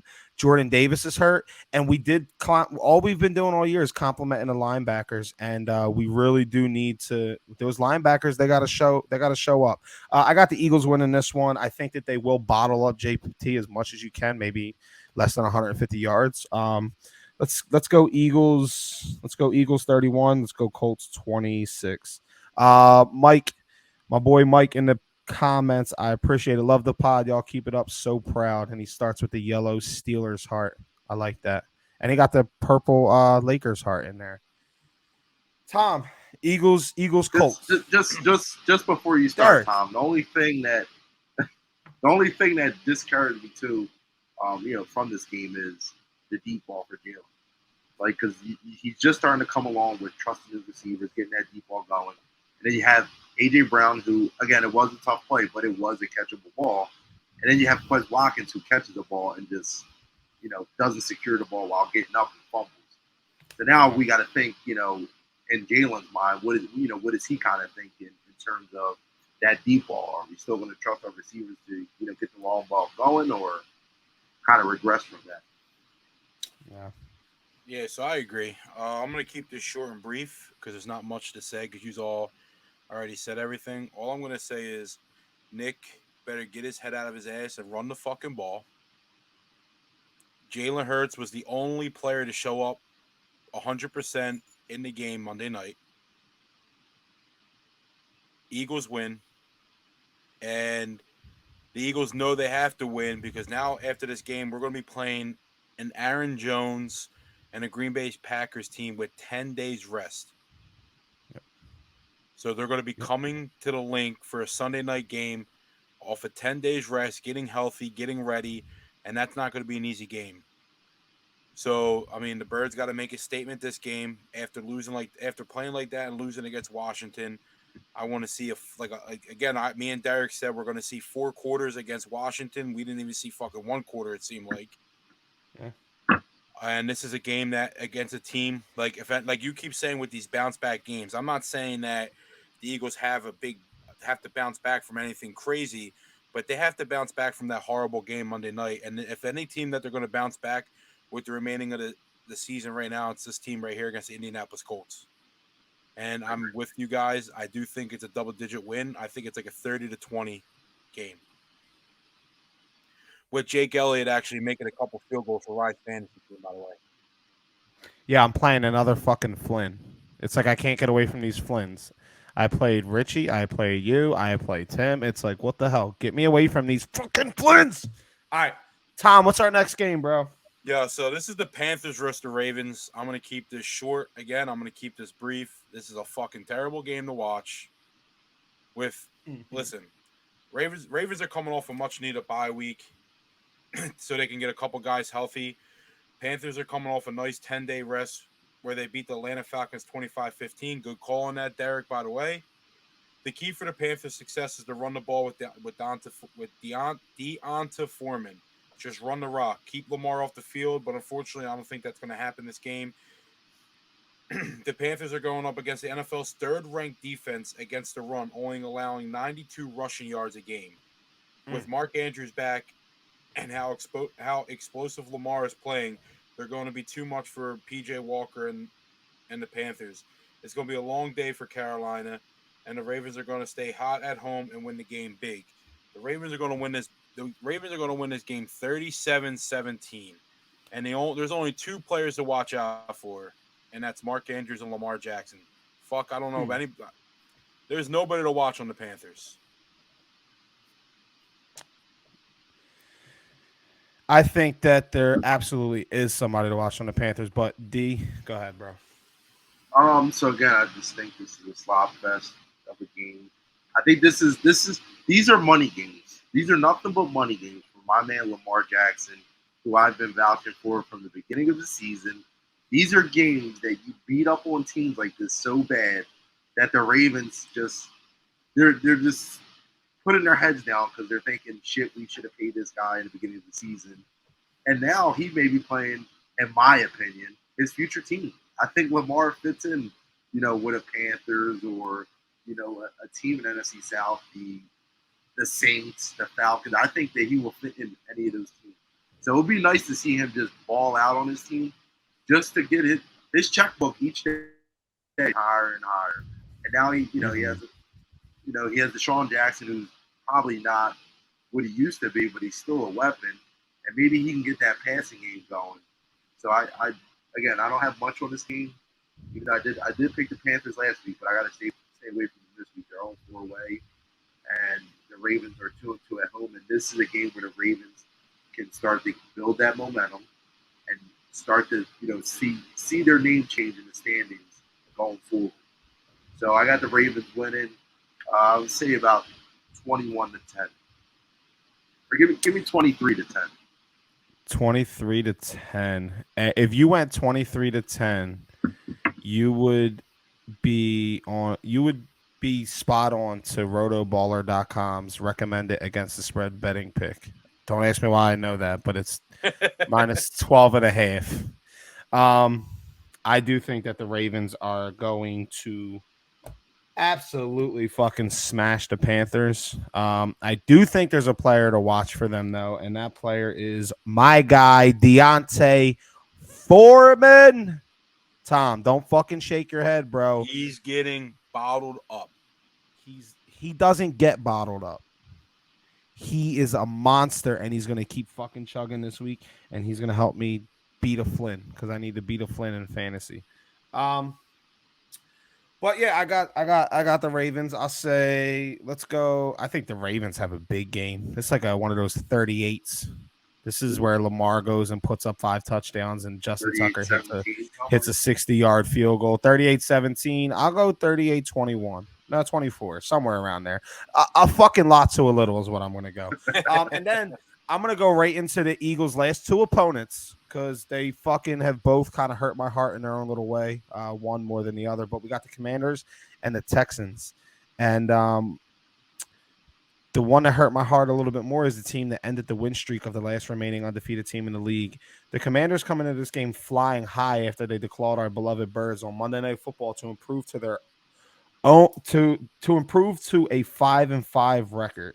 I don't know what the hell I was reading there. Bringing them within a half game of the 7th seed currently held by the 49ers. Taylor Heineke has brought new life into the Washington locker room as he has led this team to a 3-1 record in the absence of original starter Carson Wentz.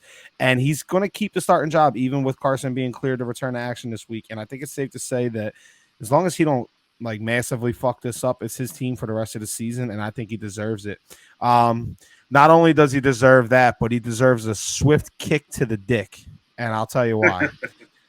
I'm gonna curse really good. This MFer, I'm gonna leave it at that and try to be a little.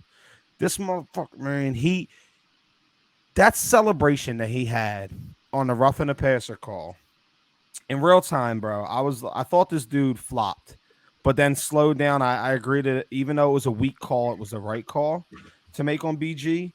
And now I understand that the excitement in the result of that penalty, meaning that game's over. But to celebrate the way that fucking clown did, bro, you would think that this dude just threw an 80-yard touchdown pass to win a playoff game, right? This dude celebrated a game-winning penalty, a penalty. Not even a game-winning penalty like he didn't even celebrate as much as Jordan Alvarez did when he hit that game-winning 3-run bomb against the Phillies in Game 6. Sorry to fucking stab us all in the heart again, but that's what this dude was celebrating like he just did. Yo, that short act of I'm a fucking beast, I'm the best in the world because I took a fucking penalty, right? It's almost as good of a fucking act as I seen from Tom trying to convince us that he did not take a provisional shot. And for that, I give you the Academy Award, my brother. That's all I got on this game. Both teams got a good rushing attack. At least they showed it against Philly. I think Texans got a little bit of a better rushing attack, but I don't think the Texans are going to win. My prediction is the Commanders are going to improve to 6-5, and are actually going to jump into a playoff spot, which means one of those bottom 2 teams got to lose. Commanders, let's say Commanders 27, Texans 13. I think the Commanders are actually going to beat them. I think it's a late touchdown that kind of puts them up and puts it away, but 27-13 I'm going to go with. So I agree with you 100%. Tyler Heineke's a clown for that. I mean, listen, I get that it ended the game and it won you the game, but to celebrate like that was just a little weird. Like he just threw the fucking game-winning touchdown to himself for 70 yards. He literally, they just won a Super Bowl. He celebrated. No, fuck him. And to go with the Brandon Graham, I agree. It was a soft call. It is the right call with the NFL how they try to protect these fucking quarterbacks like they're fucking newborn babies. Mm-hmm. I mean, my opinion, something like that. Like you go out there play football, you're gonna get hit. Stop. These flags are just flying for these quarterbacks way too much. I think there was a chance where Brandon Graham could have. I mean, listen, a guy his size going that fast, trying to pull up, there is a chance he could hurt himself. But there are also chances where he could. I thought he had the opportunity to even jump over him. Mm-hmm. like to even dive over Tyler Heineke when he went down. Yeah. But like then again, like you said, for a quarterback like Tyler Heineke, but that was a great IQ play to even kneel the ball. Like I would bet that a lot of quarterbacks would fucking throw the ball away. Yeah, I mean, there you think that they would probably slide to the ground, which is going to really eliminate that. But man, I didn't even want to get into that penalty. Dylan says he 100% could have pulled out. Dylan, we're dads. We don't pull out. I was just about to say. I was about to say, Dylan, you're on the wrong show telling somebody to pull out, bro. So like I agree though, he could have pulled up, but there was a chance of him hurting himself. He did, and it's not like you could tell how much he slowed up. It's not like he leveled. Like if he was going full speed, Tyler Heineke would have been on a stretcher heading out of the fucking link, going to fucking Presbyterian Hospital, whatever one's down in South Philly. Yeah, literally, he would have been on Broad Street in an ambulance going to the hospital. Hey D, real quick, do you have anything on this game? And then I want to. I do. I just have a couple things. Okay. Taylor Heineke is a dork, number one. The reason why I say this is they recreated the Kirk Cousins on the plane with all the chains. Oh, yes. I seen that, bro. Which was so whack. I mean, if you beat the Vikings, okay, you beat the team that was, basically had the best record. But still, you don't recreate that unless you beat the team that he beat you guys. That's why he did that. Or no, he beat the Bills. That's why he did that. So why are you like he had no affiliation with Philadelphia whatsoever. And then you're drinking Busch Lights on the fucking plane. Like, are you kidding me? If that's your swag, it is what it is. But remember what I told you in the beginning of the and I think it was like a couple weeks ago on a podcast. He gets paid $125,000 every time he plays the game. Yeah. So every time he's an actual quarterback, like he plays the snaps, he gets $125,000 bonus. And what's going to kill me this week is every time he beats a team, he gets custom sneakers made with those team colors. So to see the green, it's going to hurt me. And then he's going up against the Texans, so he's going to win again. I just, honestly, Heineke is, I guess he's their future. I'm kind of taken back, though, how they went with Carson instead of giving this kid a shot. I mean, he didn't play too bad last year. He was just, one of those game managing quarterbacks. But again, you gotta play the kid. And like I said before, on the new season ticket holders, on the video, he is on there. So is this a sign that he's the quarterback, going forward? If he wins a few games, is he the starter next year? But I do have the Commanders winning again. I can't even tell you the score because they both suck. But it would probably be like in the 20. Both teams have 20, but the Commanders will win. All right. Yo, real quick. Go ahead. Carson Wentz is the NFL's version of Ben Simmons. I think you already mentioned that. I'm going to mention it every single week. They're both fucking baby shit soft and can't. But then you gotta say Carson Simmons then. Or Carson's or fucking Carson Ben Wentz, Simmons. baby. Benny Wentz. So what I wanted to jump into, and it's going to segue. Derrick, you're up, bro. And we have the number one. Yo, did you see my boy on the field this week? My boy Pook? I did. My boy Pook was in the building. He was on the field. Now, Pook, that's his comment he threw up there. That's our guy, man. We all used to work at T-Mobile together with Pook. And he was, when I worked at Quaker Bridge, bro, I was going through some shit. I was going through a rough time in my life. I didn't have no money to get back and forth to work, and it was tough. And Pook, man, he talked me through a lot of shit. He helped me get set up in T-Mobile and showed me the ways. And on days where I didn't have money to eat, Pook, man, he's not a greedy person. He made sure that I have, and I didn't even know the dude. And Pook is not, listen, Pook is not a little guy, and Pook is not he don't come off as a nice guy. You see that motherfucker. That was my dog, and I was always kind of like, yo, Pooh's kind of intimidating, bro. Like I want to fuck with him. I love him, but that's my guy. But listen, no, Pook always took care of me, man. And I want to give him a big shout out.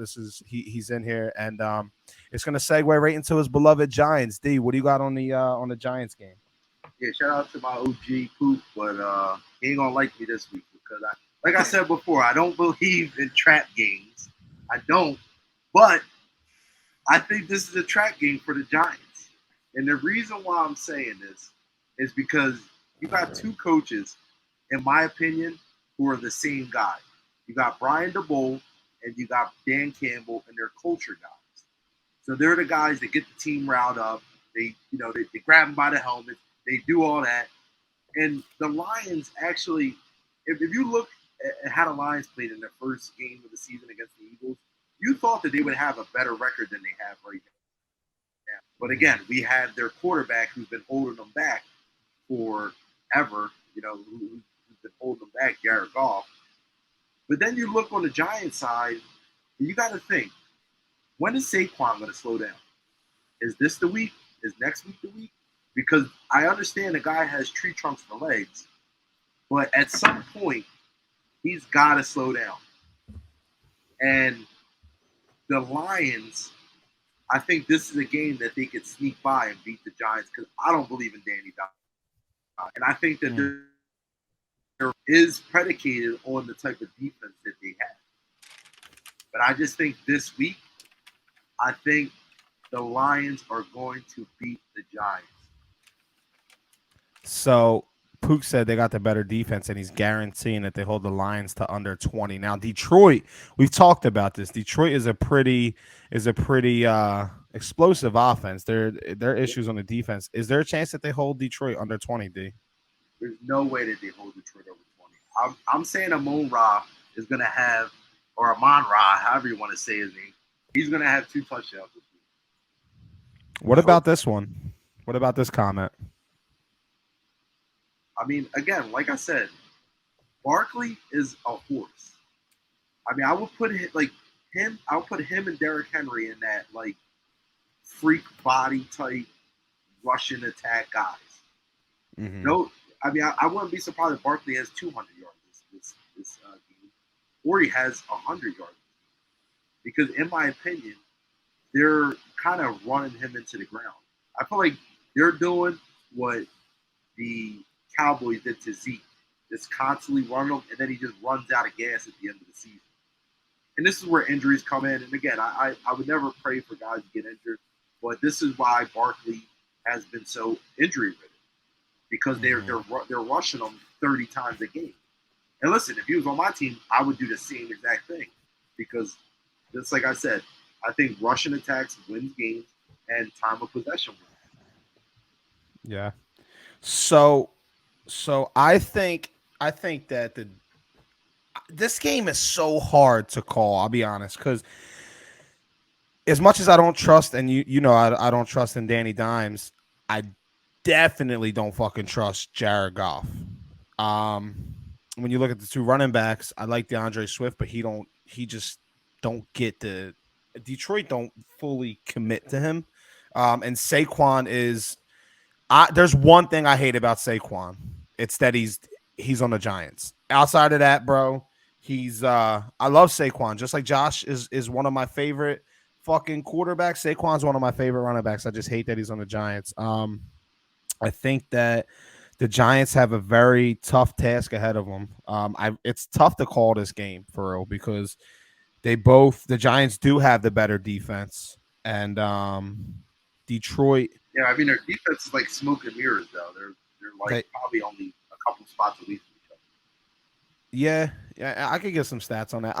Let me give my prediction. I'm gonna go ahead. It's Giants and Lions. Lions defense is way worse. I think the Giants win. I'll go 24-20. Or I think 24-23. Detroit has a way of always just keeping games close. But it scares me that if I was picking score, because if I was picking a score for like a bet, I think I would go a little bit higher, because these Lions games always seem to just get a little out of control late, and they put up a lot of points. But I'm gonna go ahead 24-23. New York Giants are going to jump to 8-2, and they're going to be tied for the second seed in the NFC because the Vikings are going to lose to the Cowboys. So I got some love for the Giants this week, Tom. I'm going with Pook. I'm taking a better defense in this game. Like Rye said, I mean, the thing with Swift is he'll get you 60 yards on the ground, get inside the 10-yard line, and they're taking him out the game and giving it to Jamal Williams. Yep. Now, I get why they're doing that, but if I was Swift, I'd fucking hate that. Knowing that they drafted him, this is his team, but they're giving all the goal line and red zone touches to Jamal Williams. I get that he's the bigger guy, but Swift is a Swiftier guy. Mm-hmm. I do think Swift has a good game. I do think you said, I'm not sure. I do think Amon St. Brown has a good game. I don't know if he's scoring 2 touchdowns, but I mean, he's a good receiver. I think he's very underrated. A lot of people don't watch him. I only watch him mainly because he's on my fantasy team, on multiple of my fantasy teams. I do think the Giants do win like a 24-21 type game. Like I think the Giants win by a field goal. They pull it out. Okay. All right. Tom. It will be frigid this week too. Yeah, Detroit's coming to New York, right? Yep. So it will be out of the dome. I get that. No, I get that. So there's a better team playing in Detroit this week. I was about to say, how's that make you feel? It's like you leave your stadium to go play an away game, and now you got some other dudes sleeping in your locker room. Not sleeping there. I wonder how tickets work for that. Like, are they actually charging top dollar in Detroit? I think they're free. I think they're free. Last time they were free. Were they? Yeah. Because I mean, no Buffalo Bills, no fans from the Buffalo Bills are gonna drive in that snow. Yeah, nobody's gonna be able to. They're knuckleheads. Who knows? They might just line up fucking like 100,000 tables and just fucking smash their way over. Yeah, or they'll all be on bobsleds. Bobsleds. All right. So you guys said Dallas, Minnesota is a game of the week. Here's another game of the week, and that's the Chargers versus the Chiefs. Flex, baby. Chargers suck. Chargers versus the Chiefs. Again, a division game. Anytime there's a division game, you always have a chance to win. Not when the Chiefs are playing. Coming into Week 11, this is arguably the biggest game of the year for the Chargers if they want any shot at winning the NFC West. The Chargers are 5-2 and 2 games back of the Kansas City Chiefs. With already losing to KC on Justin Herbert's late pick 6 in Week 2, coming into the season, a lot of people thought this would be the year the Chargers take over the division. But once again, injuries are holding this team back. They lost all-pro cornerback J.C. Jackson for the season and have lost their 2 top receivers who barely played all year. The Chargers are once again relying on running back Austin Eckler, who started the season with only 33 carries for 80 yards and no touchdowns through the first 3 weeks. Since then, Eckler leads all running backs with 10 touchdowns. He also leads the team with 67 catches for 420 yards when you have a player like Keenan Allen on your team that just can't stay healthy. The Chargers are optimistic they will get Allen and Williams back. In order for the Chargers to win this game, they're going to have to play honest football with equal doses of run and pass. Now, the key for the Chiefs to win this game is to run the ball more than 18 times like they did in the Week 2 matchup. Patrick Mahomes isn't going to be able to throw the ball 60 times. He's not. He's balled out the last 2 weeks. I don't think the Chargers. The Chargers allow 147 rushing yards per game, ranked 30th in the NFL. Ranked 30th in the NFL, and in yards per attempt, ranked dead last. The Chiefs lead the NFL in scoring at 30 points per game. So if the Chargers want to win, they need to keep up.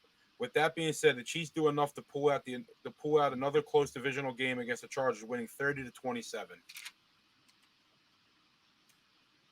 Chiefs win the game. Another close one, just like Week 2. They're going to end the Chargers season.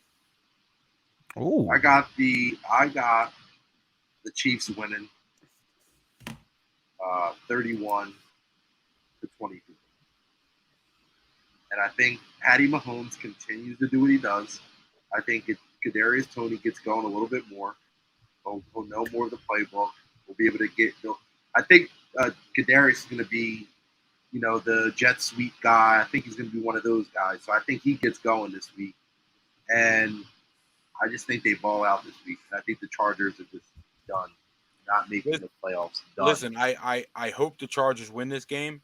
I just can't see it happening because of injuries. Now, yeah, they're injury ridden.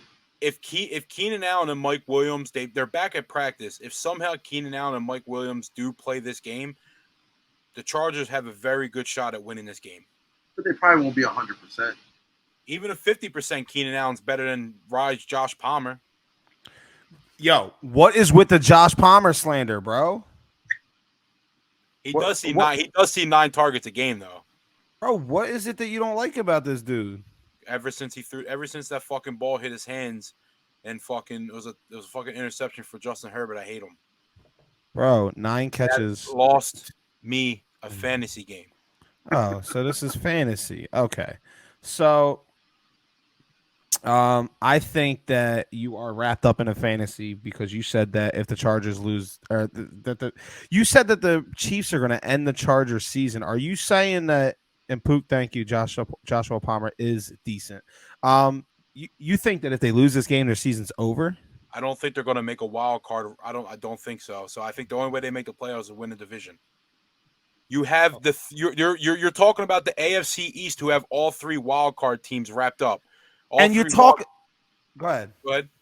No, you go. But they're only one win away and 1 loss away for an AFC East team. Their season ends this week.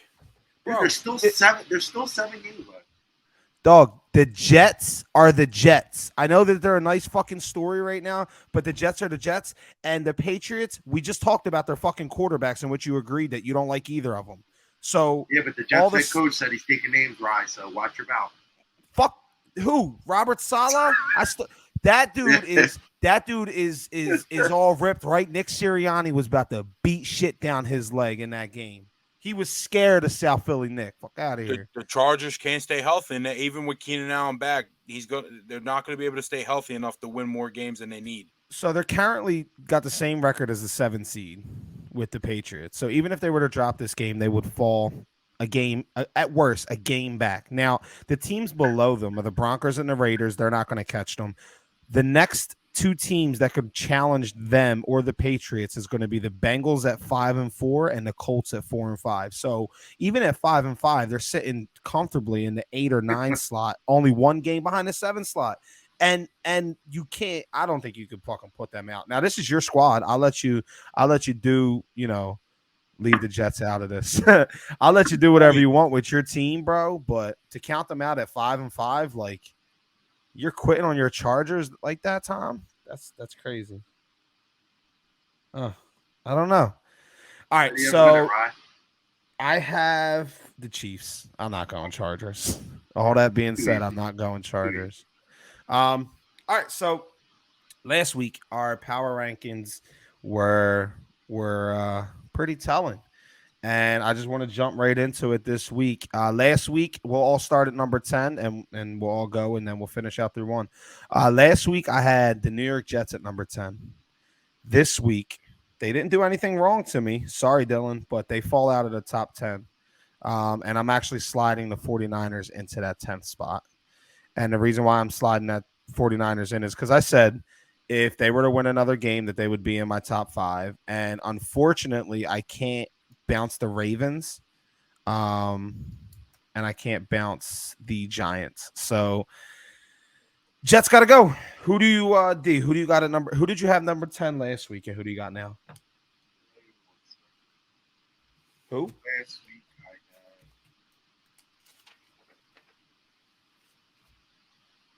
Last week I had the Seattle Seahawks at number 10. Mm-hmm. This week I have the San Francisco 49ers. Okay. We're in agreement. All right. Tom, last week you had the Chargers at number 10. Who do you got at number 10 now? And the Chargers are out of my top 10. Ooh. I'm putting the Dallas Cowboys at number 10. Whoa. Okay, I like it. Tell me why. Just blowing that 14-point lead against one of the most struggling offenses in football. I just think there's more teams that just found the formula that are going to be able to put up points, and they're going to be able to beat the Cowboys, just like Minnesota this week. Okay. And Minnesota beats the Cowboys, they'll be lucky to stay in my top 10. Ooh, I'm not too far from there. Number 9. Last week I had the Baltimore Ravens. This week I have the Tennessee Titans at number 9. They have actually climbed into my top 10. They're sitting at 6-3. They're tied for second place. Of course, there's probably tiebreakers that bump them down, but record wise, they're sitting at second best in the AFC. And I think that with Tannehill back, they deserve a crack at the top 10. D, last week you had the Giants at number 9. Who do you have this week? Giants. This week I have the Tennessee Titans. Oh, we called each other before this, huh? Tom, who do you got? I had to give love to new teams that actually deserved it. I like that, and I'm on board with that. Tom, last week you had the Jets at number 9. And Who's the on Jets number are 9? staying at number 9. They stay undefeated on the bye week. All right, number 8 last week. I rolled with the New York Giants, and I'm going to keep the NFC East in number 8, and I'm dropping the Dallas Cowboys from number 6 all the way down to number 8. And that is because they fucking stink. Nah, that's because the Giants won. Baltimore was on a bye. They didn't. Dallas lost in terrible fashion. So they got to be penalized. And for that, I drop them to number 8. D, last week at number 8, you had the Ravens. Who do you got at number 8 this week? Number 8 this week, I have the New York Football Jets. Oh. And the only reason why I'm putting them there, because if they beat the Pats this week, they're staying there. So I'm trying to get ahead of the curve. I like that, Tom. Last week, I wanted to smack some cheese on the top of your head. And that was for putting the Dolphins at number 8. Who do you got at number 8 this week? Well, this team finally jumped in to my top 10, and sitting at number 8 is the New York Giants. Ooh. Tell me why. What do you like about the Giants to put them in your top 10? Saquon's back. Saquon's healthy. Saquon's balling. The defense is balling. Daniel Jones, like you said, I think Daniel Jones is a game manager quarterback. He's not going to outduel you in the air, but I can tell you one thing is he can outduel you on the feet unless you're playing against guys like Lamar. But Saquon Barkley is the formula to that offense, and the defense is just playing great football. They're playing stout, and they're a decent football team. I agree.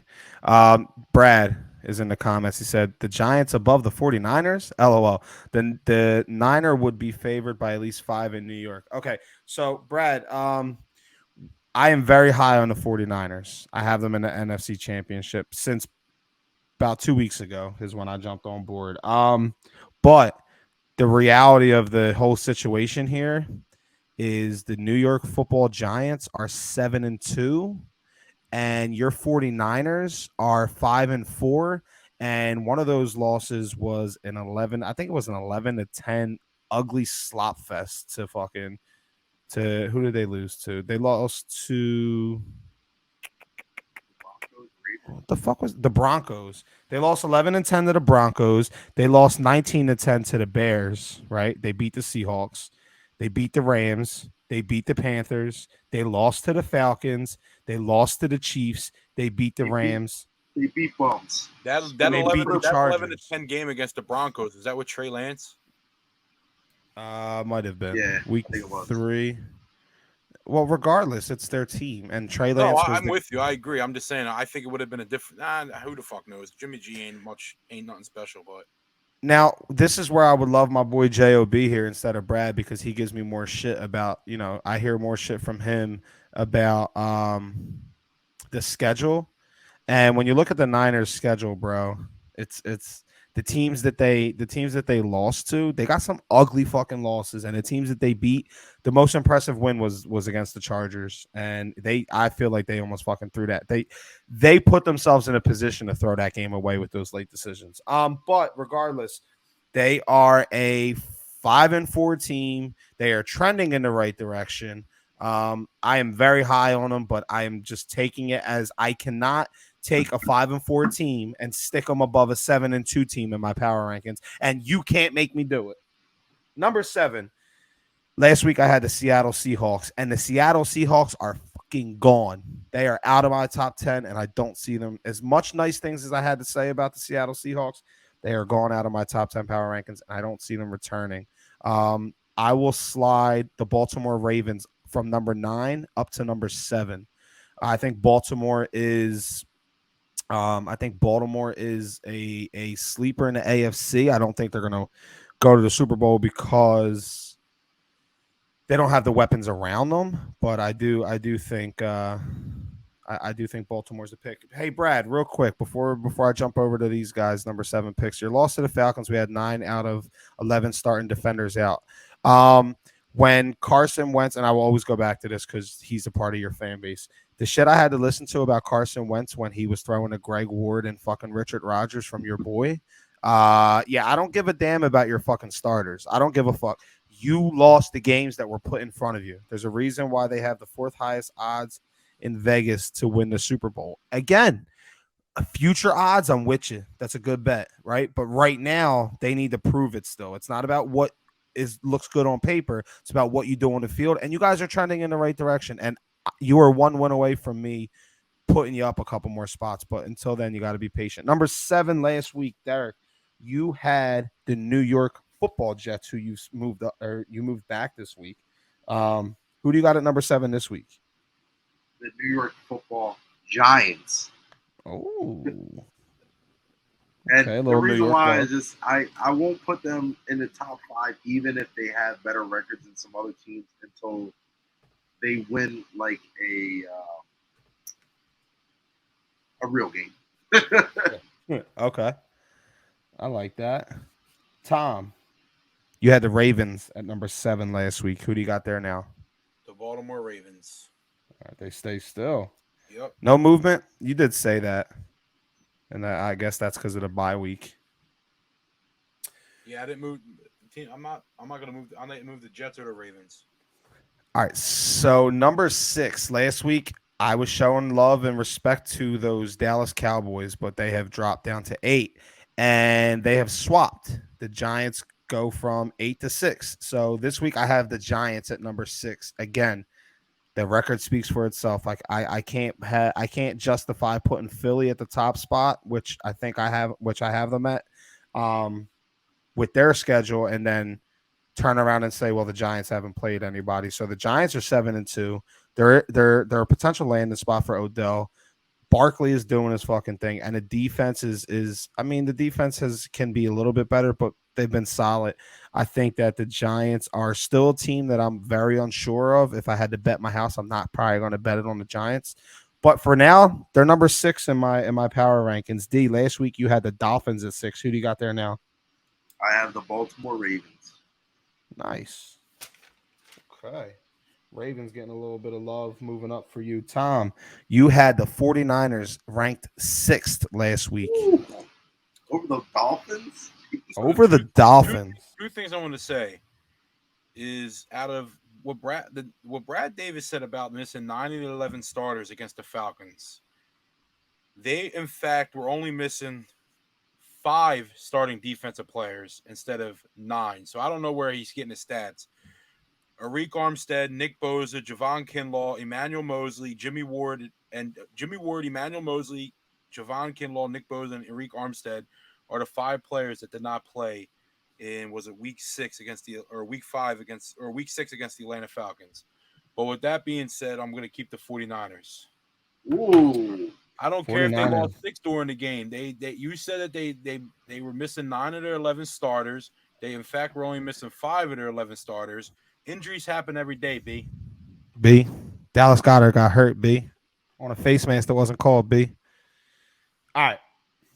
Hold up. I wanna This is the NFL, brother. Next man up. All right. So last week, now we're cracking the top 5, and this is where it gets fun. This is where it gets interesting. Last week I had the Chiefs at number 5.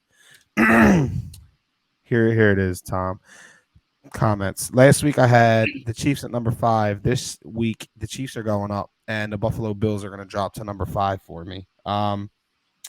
Again, we talked a lot about why Josh Allen has kind of come back to earth, and the Bills are just not looking like the juggernaut that they kind of looked like before. D, last week you had the Cowboys at 5, and we've already seen you move them to number 10. So who do you got at number 5? I think I dropped them out. They're not even in my top 10 anymore.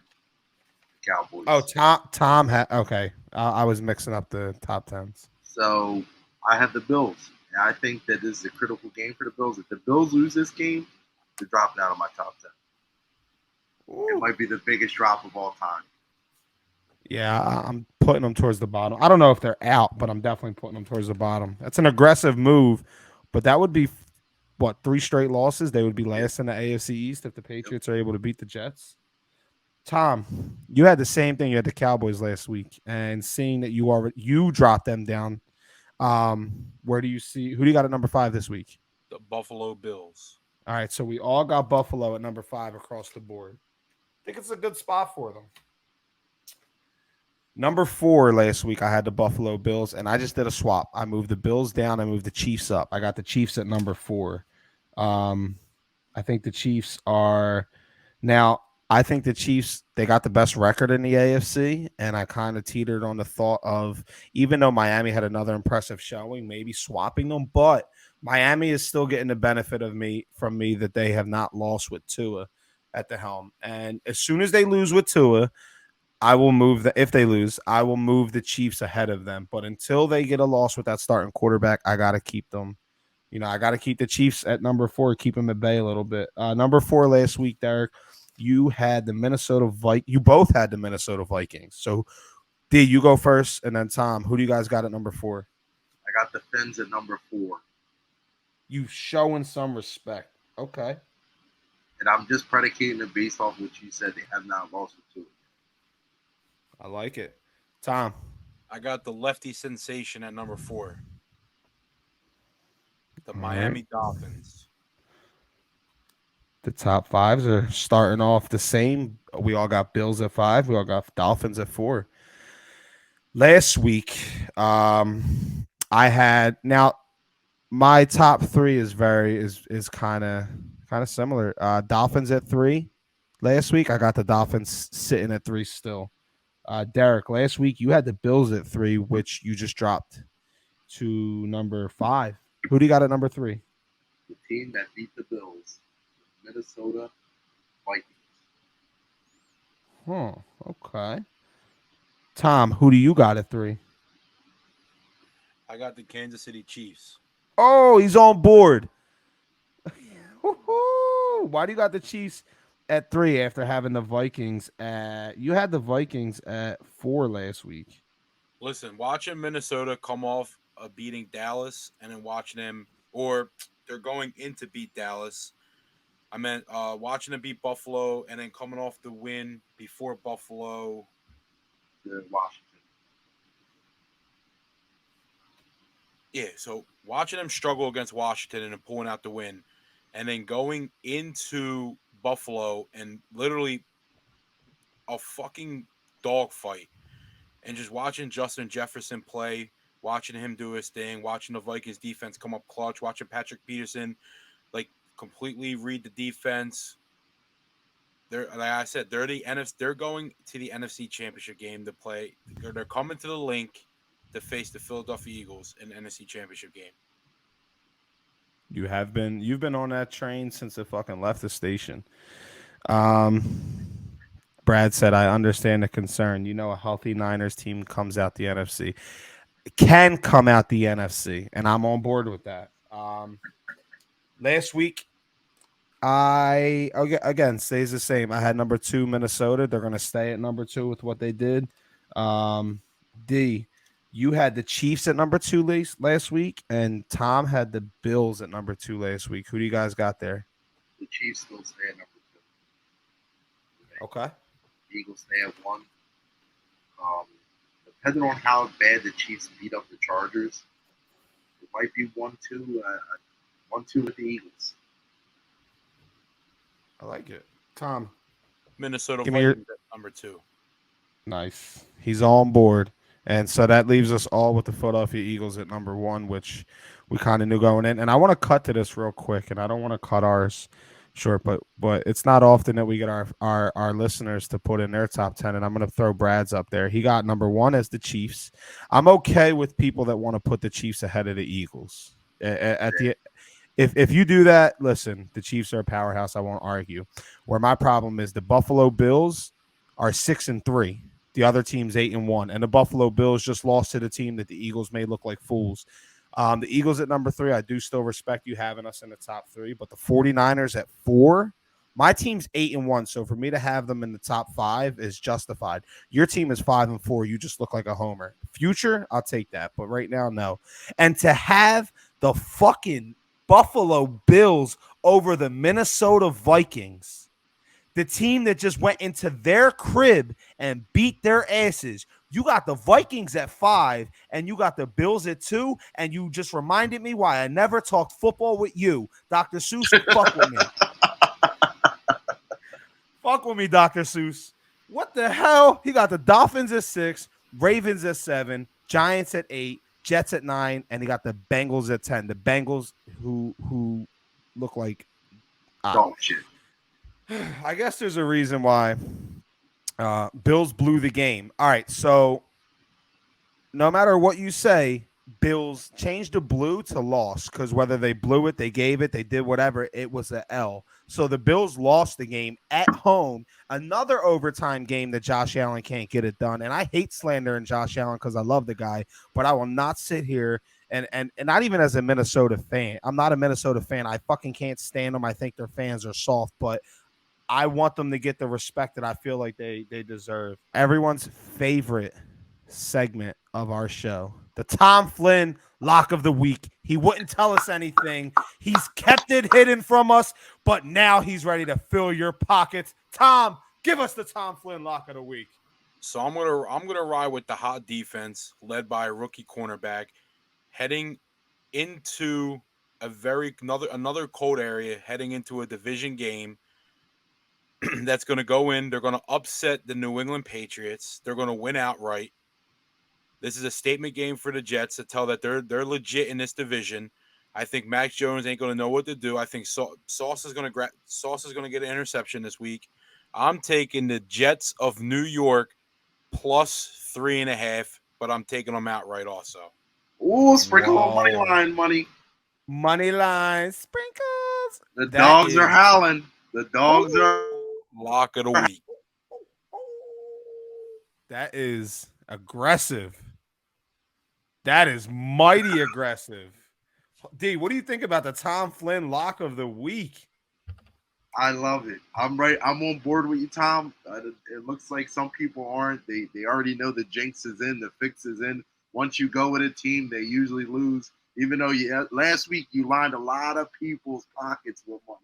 And I think you're going to do the same this week, brother, because the Jets are going to win outright, baby. We don't even need the points. We don't need the points. So I know you lined some pockets last week, and my boy Tom is back on Venmo. If he lined your pockets, hit him up. Nah, we don't want no money, but if you lined your pockets, throw us a like, a follow, and subscribe because that boy is getting you paid. Speaking of beating yourself, over to you, Tom. That was a good one. Hey, Tom, so what's your record on lock of the week? 1-1? 1-1. Tom, look at the comment coming in from Dylan Whipper. Yes. Oh, get fucked, Tom. Don't. Jets are gonna get blown out. Bill, you're gonna thank me come 4:30 Sunday afternoon when it's like fucking midnight your time. Well, no, 7:30. Everybody tune in 7:30 p.m. Eastern Standard Time on Sunday night. Yes, nice plug, Derrick. Oh, and next week's show is not going to be on Thursday. We will get you a schedule, but just a heads up, it's not going to be on Thursday. Do you have any fantasy advice for us this week? Again, like I said, Amon Ra. I'm taking it. If Derek Carr is out there in the league and your quarterback is, not doing too well, or I'm telling you, pick him up. This is going to be a big game. David Carr is staying home, and Derek Carr, with a real Derek Carr, please stand up. He's going to ball out. Devontae Adams, look for him to have a big game. And a little sleeper. If you need a flex player, Plug in Mac Hollins. Oh, So Mac. Devontae Adams and Mac Hollins. Yeah, the Mac is back. The Mac is back. Hopefully, whoever had Christian Watson started him again today. And also, just I look for AJ Brown to have a bounce back game as well as Sanders, and that's all I really got. All right, so I'm gonna go. Now, last week, my parlay of the week, it missed by one leg. I had Tampa money line. I had Detroit in the points, and then I think I had Denver, and I think Denver fucked me. So this week, and I'm not going obvious picks. I'm trying to give us a nice little, maybe like a $280 plus odds to go win some money. I'm gonna take the Bears +3. I'm going to take the Steelers +3.5. I got the Eagles -6.5 against the Colts. Our game picks are going to be, I think I have them written down. That was by who did what game. So we will keep track. We will release them. And this has been a hell of a show. This is what we want. The comments. I mean, the comments that we got on here, man, we haven't had this type of activity. We've kept the viewers the whole time. And you guys fucking killed it on our last video. Our last video, I was having editing issues and it didn't come out until Tuesday morning. So we missed Sunday night, we missed Monday and some of Tuesday morning opportunity for you guys to run it up, right? And that was our highest performing episode, and it's because of you guys, and we thank you. And we're just having fun doing this, and this shit, this interaction, get us while we're live. Talk to us, ask us the questions, and let us answer it right here. We appreciate everybody. Boys, do you got anything you want to sign out with? I just thank everybody. Like, subscribe, share, run the numbers up. Keep tuning in. Absolutely. T Grizzly. Follow off of Derrick, like Instagram, Facebook, Twitter, even TikTok. Get it going. We're gonna have some nice giveaways soon. And just remember, the New York Jets.